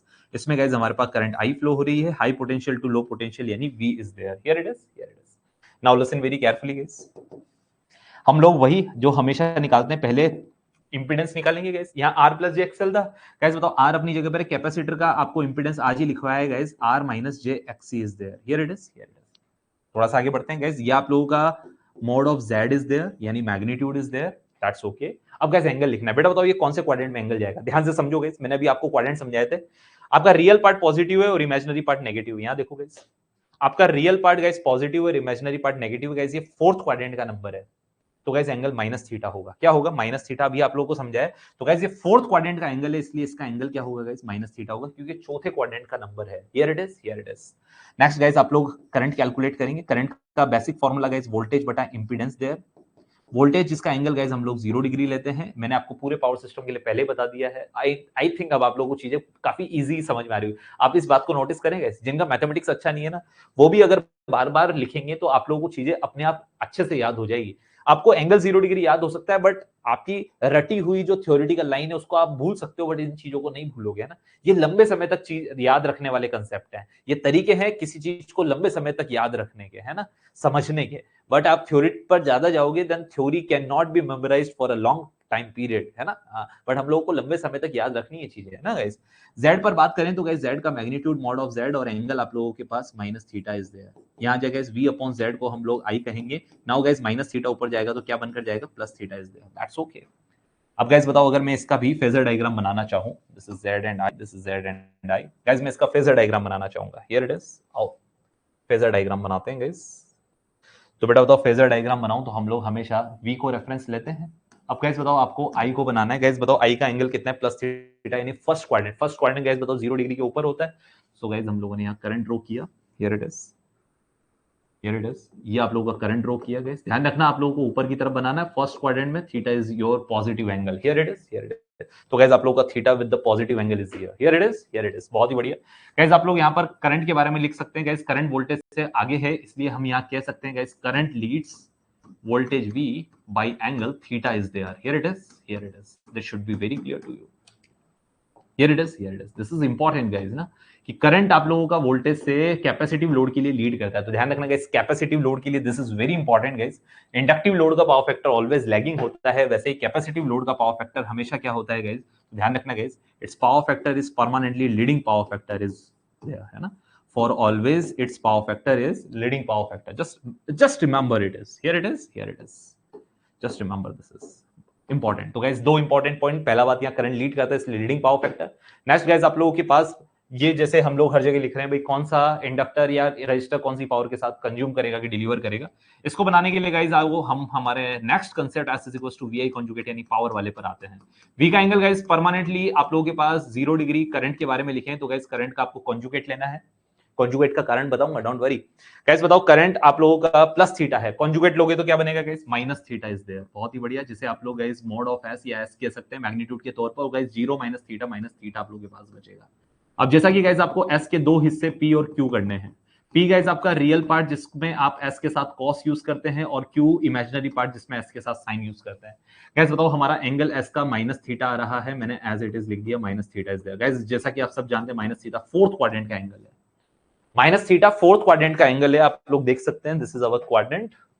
Guys minus theta fourth quadrant का एंगल है। गाइस बताओ फोर्थ क्वाड्रेंट में आप सबको पता होगा मेरे ख्याल से, फोर्थ क्वाड्रेंट में गाइस दो ही ऐसे ट्रिग्नोमेट्रिक फंक्शन है जो पॉजिटिव होते हैं, और वो है कॉस और सेक। तो गाइस बताओ ये आपका कॉस जो है ये फोर्थ क्वाड्रेंट में भी क्या रहेगा गाइस, पॉजिटिव ही रहेगा। बट गाइस कॉस के अलावा सिर्फ सेक और है जो आपका पॉजिटिव रहेगा, बाकी जितने भी बचे हुए ट्रिग्नोमेट्रिक फंक्शन है, चाहे साइन हो, कोसेक हो, टैन हो, कॉट हो, ये सब गाइस आप लोगों के नेगेटिव होते हैं फोर्थ क्वाड्रेंट में। Here it is, here it is. तो गाइस बताओ यहाँ P का साइन तो पॉजिटिव है और Q का साइन नेगेटिव है। गाइस बताओ ये नेगेटिव साइन चिल्ला चिल्ला कर क्या कह रहा है कि मैं तो करंट के अपोजिट डायरेक्शन में फ्लो होऊंगा। P सेम डायरेक्शन में, Q अपोजिट डायरेक्शन। तो ध्यान से समझिए गाइस, सपोज ये आप लोगों का जनरेशन है और ये आप लोगों का गाइस यहाँ पर load is there, here it is, here it is. ये आप लोगों के पास R is there, this is C is there, that's okay, and here current is there, plus minus V is there. Now listen very carefully guys, current के direction में by default हम P plus JQ को बना देंगे, but in actual अगर मैं देखूं तो गाइस बताओ P तो पॉजिटिव आ रहा है, यानी P की डायरेक्शन तो आपने एकदम सही बनाई है, बट Q के साथ इश्यू है गाइस, Q यहाँ पर नेगेटिव आ रहा है। तो पहली बात तो आप लोगों को ये पता चले कि गाइस बताओ यहाँ पर रेजिस्टिव लोड तो P के साथ डील करता है, in the same pattern guys capacitor सिर्फ Q के साथ डील करता है। सब प्रूव करो। अगर आप यहाँ प्योर कैपेसिटिव लोड लोगे तो गाइस थीटा वही 90 डिग्री हो जाएगा, माइनस 90 की वजह से। तो गाइस 90 जैसे लिखोगे तो आपका P 0 हो जाएगा, यानी कि कैपेसिटर को P से कोई मतलब नहीं होता है, Q के लिए डील करता है ना। तो गाइस इंडक्टर और कैपेसिटर से Q के साथ डील करने वाले। आप ध्यान से समझना गाइस, जैसा कि यहाँ Q का साइन नेगेटिव आ रहा है, P का तो पॉजिटिव आ रहा है, यानी R P को एब्जॉर्ब ही कर रहा है, बट Q का गाइस साइन नेगेटिव आने का मतलब है कि आपका Q एक्चुअल में गाइस करंट के सेम डायरेक्शन में नहीं गाइस, करंट के अपोजिट डायरेक्शन में बनेगा, यानी Q कुछ ऐसा बनेगा।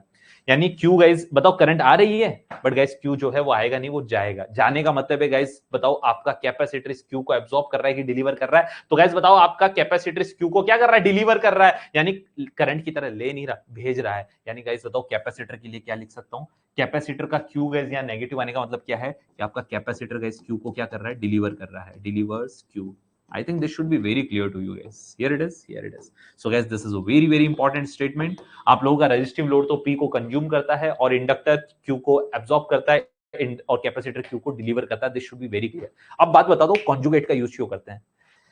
मुझे बताओ गाइस, न्यूटन ने पहले एप्पल गिरते हुए देखा या पहले उसने न्यूटन्स के लॉ लिख दिए। तो गाइस पहले उसने फिजिकली एक घटना को घटित होते हुए देखा। उसने देखा कि एप्पल नीचे गिरता है। अब इस चीज को उसने प्रूव किया कि एप्पल नीचे गिरता क्यों है। Same pattern. इंडक्टर और कैपेसिटर की गाइस प्रॉपर्टीज होती है कि इंडक्टर क्यू को एब्जॉर्ब करता है, इंडक्टर क्यू को एब्जॉर्ब करता है और कैपेसिटर क्यू को डिलीवर करता है, ये इनकी प्रॉपर्टी है। अब इन प्रॉपर्टीज को प्रूव करना था। क्या करना था? जैसे एप्पल नीचे गिरता है, इसको प्रूव किया न्यूटन्स ने, वैसे इंडक्टर क्यू को एब्जॉर्ब करता है और कैपेसिटर क्यू को डिलीवर करता है। इस चीज को मैथमेटिकली प्रूव करना था, जैसे न्यूटन ने भी अपने लॉस के थ्रू मैथमेटिकली प्रूव किया।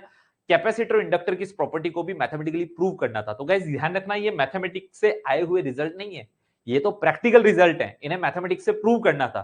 तो गाइस जब पहली बार जब s बराबर सिर्फ बिना कॉन्जुगेट के vi कैलकुलेशन की गई, बिना कॉन्जुगेट के की गई, तो गाइस बताओ ये minus theta as it is यहां आया। और गाइस बताओ जब यहां माइनस थीटा लिखोगे तो cos माइनस थीटा तो पॉजिटिव ही रहेगा, पी पर तो कोई फर्क पड़ेगा नहीं। बट जैसे यहां पर आप लोग करंट को as it is minus theta यहां पर लिखोगे, यहां पर माइनस थीटा आएगा। गाइस साइन माइनस थीटा आप लोगों का फोर्थ क्वाड्रेंट में माइनस हो जाएगा। और क्यू गाइस बताओ जैसे ही माइनस साइन आएगा तो गाइस क्यू जो है वो इंडक्टर के द्वारा एब्जॉर्ब नहीं उल्टा डिलीवर होने लगेगा। सेम पैटर्न, यानी कंसेप्ट का उल्टा आंसर आ रहा है मैथमेटिकली अगर आप s बराबर vi सॉल्व करोगे, कॉन्जुगेट नहीं लगाओगे। सेम पैटर्न गाइस यहां पर भी अगर आप कॉन्जुगेट नहीं लगाओगे तो आपका प्लस थीटा एंगल यहां पर एज इट इज आएगा और प्लस थीटा यहां पर आएगा। तो गाइस बताओ दोनों पॉजिटिव, यानी कि अगर q भी पॉजिटिव आ रही है यानी कि आपका कैपेसिटर q को क्या करेगा? एब्जॉर्ब, जो कि एकदम उल्टा कंसेप्ट है। तो मैंने कहा ना, कंसेप्ट पहले आया, रिजल्ट पहले आया ही है, फिर उसको मैथमेटिकली प्रूव करना था। बट मैथमेटिकली उल्टे आंसर आ रहे थे, तो हमको तो जस्ट अपोजिट आंसर चाहिए थे।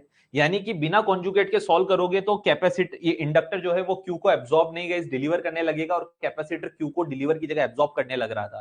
तो हमको रिजल्ट अपोजिट करने थे, तो हमको अपोजिट का लिए सीधा कॉन्जुगेट वर्ड याद आया। अब कॉन्जुगेट वोल्टेज का लू कि करंट का लू, तो गाइस वोल्टेज का एंगल तो पूरे पावर सिस्टम में जीरो है, तो जीरो को प्लस जीरो को माइनस जीरो बनाने से कोई फायदा नहीं है। तो गाइस इसका मतलब आपको कॉन्जुगेट किसका लेना पड़ेगा? करंट का लेना पड़ेगा, क्योंकि करंट का एंगल यहां पर थीटा के साथ वेरी हो रहा है। क्योंकि वोल्टेज का एंगल तो जीरो, जीरो को आप लोग कुछ भी करो, प्लस जीरो लिखो माइनस जीरो लिखो सेम ही। तो गाइस हम लोग यहाँ करंट का कॉन्जुगेट लेते हैं। तो पहली बात, हम लोग कॉन्जुगेट क्यों लेते हैं? अगर आपसे कोई पूछे कि एस यानी अपरेंट पावर के फॉर्मूला में कॉन्जुगेट क्यों लिया जाता है, तो आप तुरंत प्रभाव से कहेंगे कॉन्जुगेट इसलिए लिया जाता है क्योंकि अगर कॉन्जुगेट नहीं लेंगे तो आपका इंडक्टर मैथमेटिकल प्रूफ के हिसाब से क्यू को यानी रिएक्टिव पावर को एब्जॉर्ब नहीं डिलीवर करने लगेगा और कैपेसिटर क्यू को डिलीवर की जगह एब्जॉर्ब करने लगेगा। बट अगर हम लोग कॉन्जुगेट लें तो हमारे जो प्रैक्टिकल आंसर्स हैं, यानी जो इंडक्टर क्यू को एब्जॉर्ब करता है, कैपेसिटर क्यू को डिलीवर करता है, ये हम लोगों को मैथमेटिकली अचीव होते हैं। दूसरी बात आपसे पूछा जा सकता है कि वोल्टेज की जगह करंट का कॉन्जुगेट क्यों लेते हैं, तो आप बता सकते हैं क्योंकि वोल्टेज का एंगल विद रेफरेंस हम लोग हमेशा 0 डिग्री लेते हैं, तो उसको प्लस या माइनस लेने से कोई मतलब नहीं है, क्योंकि plus zero minus zero same होते हैं, इसलिए हम लोग करंट का कॉन्जुगेट लेते हैं क्योंकि मेन एंगल करंट के पास होता है। मेरे ख्याल से I think everything should be very clear to you. तो गाइस आप लोगों ने 3 तरह के लोड पढ़े, अब मैं आप लोगों को इन्हें सभी लोड को गाइस एक पर्टिकुलर स्पेसिफिक एक सिंगल टेबल में बताना चाहूंगा। तो गाइस सिंगल टेबल में आज की क्लास का अगर मैं कंक्लूजन लिखूं तो गाइस बताओ आप लोगों ने आज पर्टिकुलरली 3 टाइप के लोड पढ़े हैं। आर 1 मिनट, आपने आज की क्लास में 3 टाइप के लोड पढ़े हैं, आर, एल और सी। Here it is.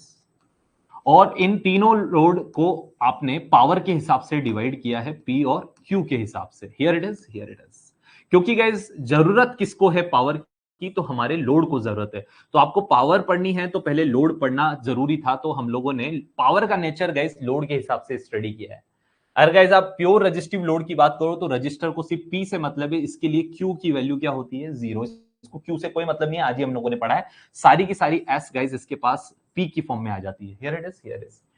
इंडक्टर और कैपेसिटर की बात करूं तो गाइस इंडक्टर में मैंने प्योर इंडक्टर और प्योर कैपेसिटर के लिए बताया गाइस, प्योर इंडक्टर को गाइस पी से कोई मतलब नहीं होता और प्योर कैपेसिटर को भी पी से कोई मतलब नहीं होता। इंडक्टर और कैपेसिटर गाइस सिर्फ क्यू के साथ डील करते हैं। अगर आप इंडक्टर के लिए लिखो तो क्यू गाइस पॉजिटिव में लिखी जाती है, और आप लोगों के पास अगर कैपेसिटर के लिए लिखा जाए तो क्यू गाइस माइनस में आती है। गाइस बताओ ये पॉजिटिव और नेगेटिव साइन क्या शो कर रहे हैं?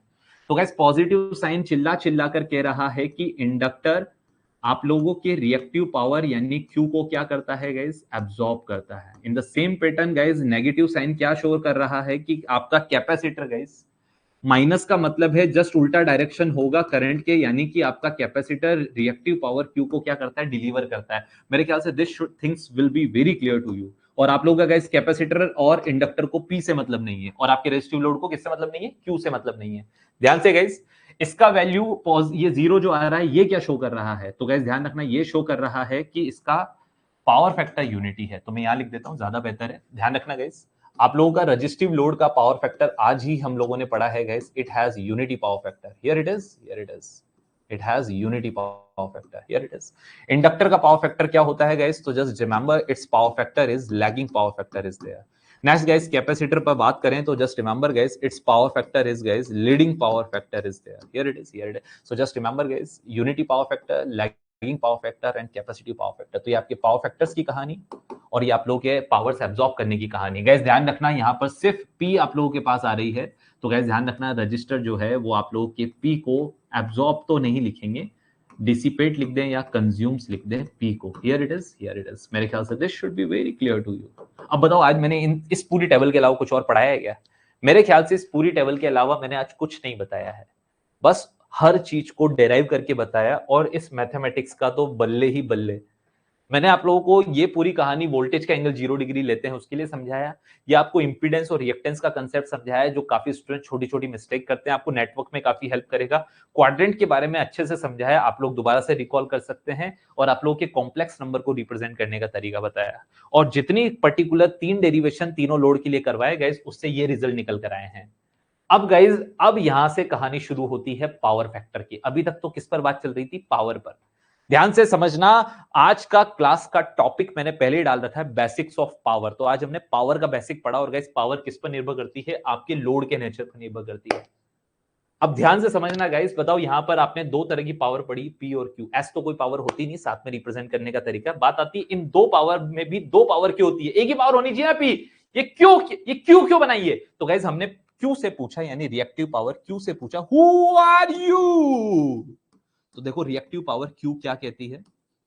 हमने रिएक्टिव पावर से पूछा, यार हमने पावर का नेचर पढ़ लिया, माना तू इंडक्टर और कैपेसिटर के साथ आती है, तेरे को रेजिस्टिव लोड से कोई मतलब नहीं, लेकिन तुझे परिभाषित तो करें, तुझे डिफाइन तो करें।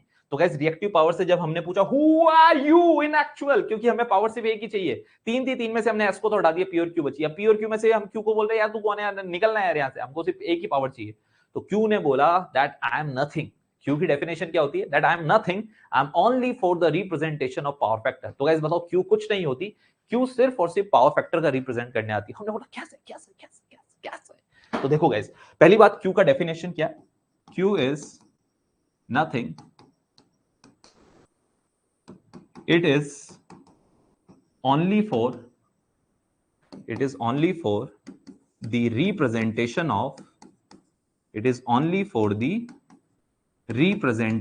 Of power factor. तो गाइस क्यू कुछ नहीं होती, सिर्फ और सिर्फ for the representation of power factor, यानी सिर्फ पावर फैक्टर का रिप्रेजेंट करने आती है। हमने बोला कैसे? तो क्यू ने कहा कि आप मेरी वैल्यू निकालो। मेरी तीन वैल्यू पॉसिबल है, या तो आप मेरी वैल्यू निकालोगे तो 0 आएगी, या पॉजिटिव आएगी, या नेगेटिव आएगी।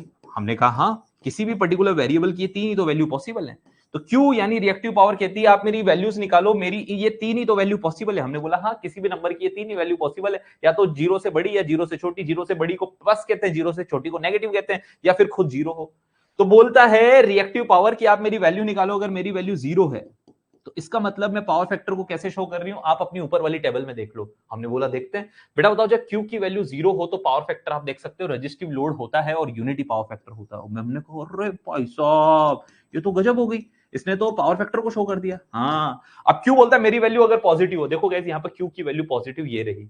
गाइस इंडक्टिव लोड के लिए पावर फैक्टर लैगिंग है। हमने बोला ओहो मजे आ गए, तो पावर फैक्टर को शो कर रही है। हाँ, अब गाइस क्यू की वैल्यू, क्यू कहता है कि मेरी वैल्यू निकालो, और अगर नेगेटिव आ रही है, देखो गाइस नेगेटिव आ रही है, इसका मतलब ये कैपेसिटिव लोड को यानी लीडिंग पावर फैक्टर को शो कर रहा है। हमने कहा ओ भाई साहब, इसका मतलब ये तो ओवरऑल पावर फैक्टर के तीनों कैसे उसको शो कर रहा है। बिल्कुल गाइस, क्योंकि ये तीन वैल्यू पॉसिबल हैं, और तीनों वैल्यू के लिए गाइस आपके ये तीन पावर फैक्टर है जो ये आप लोगों का रिएक्टिव पावर रिप्रेजेंट करता है।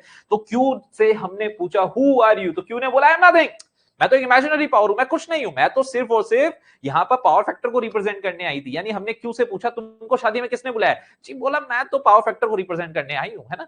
वो हमारा रैंचो कहता ना, कौन सी 3 इडियट्स मूवी में, मैं तो कहां से, मैं तो उससे साइंस की तरफ से हूं, साइंस की तरफ से। तो ये साइंस की तरफ से सर, मैं पावर फैक्टर की तरफ से हूं, पावर फैक्टर। अच्छा तुम पावर फैक्टर की तरफ से हो, तो ध्यान से सुनना, पावर थी 3, एस पी क्यू। एस को तो हमने हटा दिया, क्यों? एस तो इन दोनों पावर का रिप्रेजेंटेशन। अब बची पी और क्यू। पी और क्यू में से भी मैंने, पी एक्चुअल पावर थी, हमें वही रखनी थी। हमने क्यू से पूछा हु आर यू, तो क्यू ने बोला नहीं, मैं, मेरा तो फिजिकल सिग्निफिकेंस नहीं, मैं तो पावर फैक्टर को रिप्रेजेंट करने आई थी। अब हमने पावर फैक्टर को पकड़ लिया, तू मतलब पावर फैक्टर को रिप्रेजेंट करने आई थी? हाँ, क्यू ने बोला मैं तो पावर फैक्टर को रिप्रेजेंट करने आई थी। हमने पावर फैक्टर को पकड़ लिया, तू कौन है भाई, तू कौन है? तो हमारे पास नेक्स्ट टॉपिक क्या बन गया guys, what is power factor. तो अब बात एक दूसरे के ऊपर डाली जा रही है। अभी तक बात थी पावर पे, पावर में 2 पावर बची, इसमें से Q से हमने, P तो हमारी एक्चुअल पावर है, वो तो रहनी चाहिए, Q से हमने पूछा हु आर यू, तो Q ने बोला अपना आइडेंटिटी कार्ड बताया कि मैं तो रिएक्टिव पावर जो हूं, मैं तो पावर फैक्टर को रिप्रेजेंट करने आती हूँ। हमने पावर फैक्टर को पकड़ लिया, अरे भाई अब तू कौन है? तो गाइस बताओ, अब हमारा रिलेशन, अब हमारा डिस्कशन पावर फैक्टर पे। हमने पावर फैक्टर से पूछा भैया तू कौन है, अब ये बताएंगे गाइस कल। यानी आज का हमारा टॉपिक था बेसिक्स ऑफ पावर, अब कल का टॉपिक होगा बेसिक्स ऑफ पावर फैक्टर। तो गाइस पावर फैक्टर क्या होता है, तो आप जब पावर फैक्टर पढ़ेंगे तो गाइस वापस आप लोगों को पी पर ही दोबारा कंक्लूड करके ले आएगा, और ये बहुत ही अच्छा कंसेप्ट आएगा। तो गाइस आज की पूरी क्लास का कंक्लूजन सिर्फ ये, this is basics of power and this is reactive power, इसके अलावा और कुछ नहीं है आप लोगों की इस पर्टिकुलर आज की क्लास में। Here it is, this is basics of power, this is basics of power, here it is, here it is. तो आज की क्लास ये टेबल में समाप्त होती है, और ये आप लोगों का ये स्पेसिफिक कंसेप्ट क्यू का, जो मेरे ख्याल से यहीं पर मैंने इस टेबल में बता दिया। बताओ इसमें भी तो क्यू का जीरो पॉजिटिव नेगेटिव के हिसाब से पावर फैक्टर शो करता है, यानी इस टेबल के बाहर कुछ है ही नहीं, नीचे वाला कंसेप्ट भी इसी में है। Here it is. और पावर फैक्टर क्या होता है वो हम लोग कल बात करेंगे। पहले बताओ आज की क्लास में कहीं कोई कंफ्यूजन? मैं आप लोगों को पूरा एक एक पेज पे बता देता हूं। सबसे पहले आ जाओ, पहले बताओ इस वाली मैथमेटिक्स में आज की में कोई दिक्कत है क्या? Here it is, this is not, this is, इसमें बताएं is there any question regarding this one? मैंने आप लोगों को यहां पर सिर्फ इतना बताया, एक तो P और Q का नेचर याद रखना, P हाई वोल्टेज एंगल से लो voltage angle, Q high voltage magnitude से लो वोल्टेज मैग्नीट्यूड फ्लो होता है।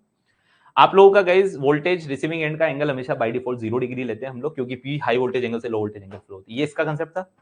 यहाँ पर आपका इंपीडेंस के सारे फॉर्मुलास लिखवाए हैं, यहाँ आप लोगों को क्वाड्रेंट समझाए हैं, ये आप लोगों का guys simply complex number solve करने का तरीका बताया है। Here it is, here it is. इसके अलावा गाइस मैंने आज आप लोगों को ये आप लोगों के पूरा सिलेबस को डिफाइन करते हुए ट्रांसमिशन डिस्ट्रीब्यूशन से पहले बेसिक्स ऑफ पावर लिया है।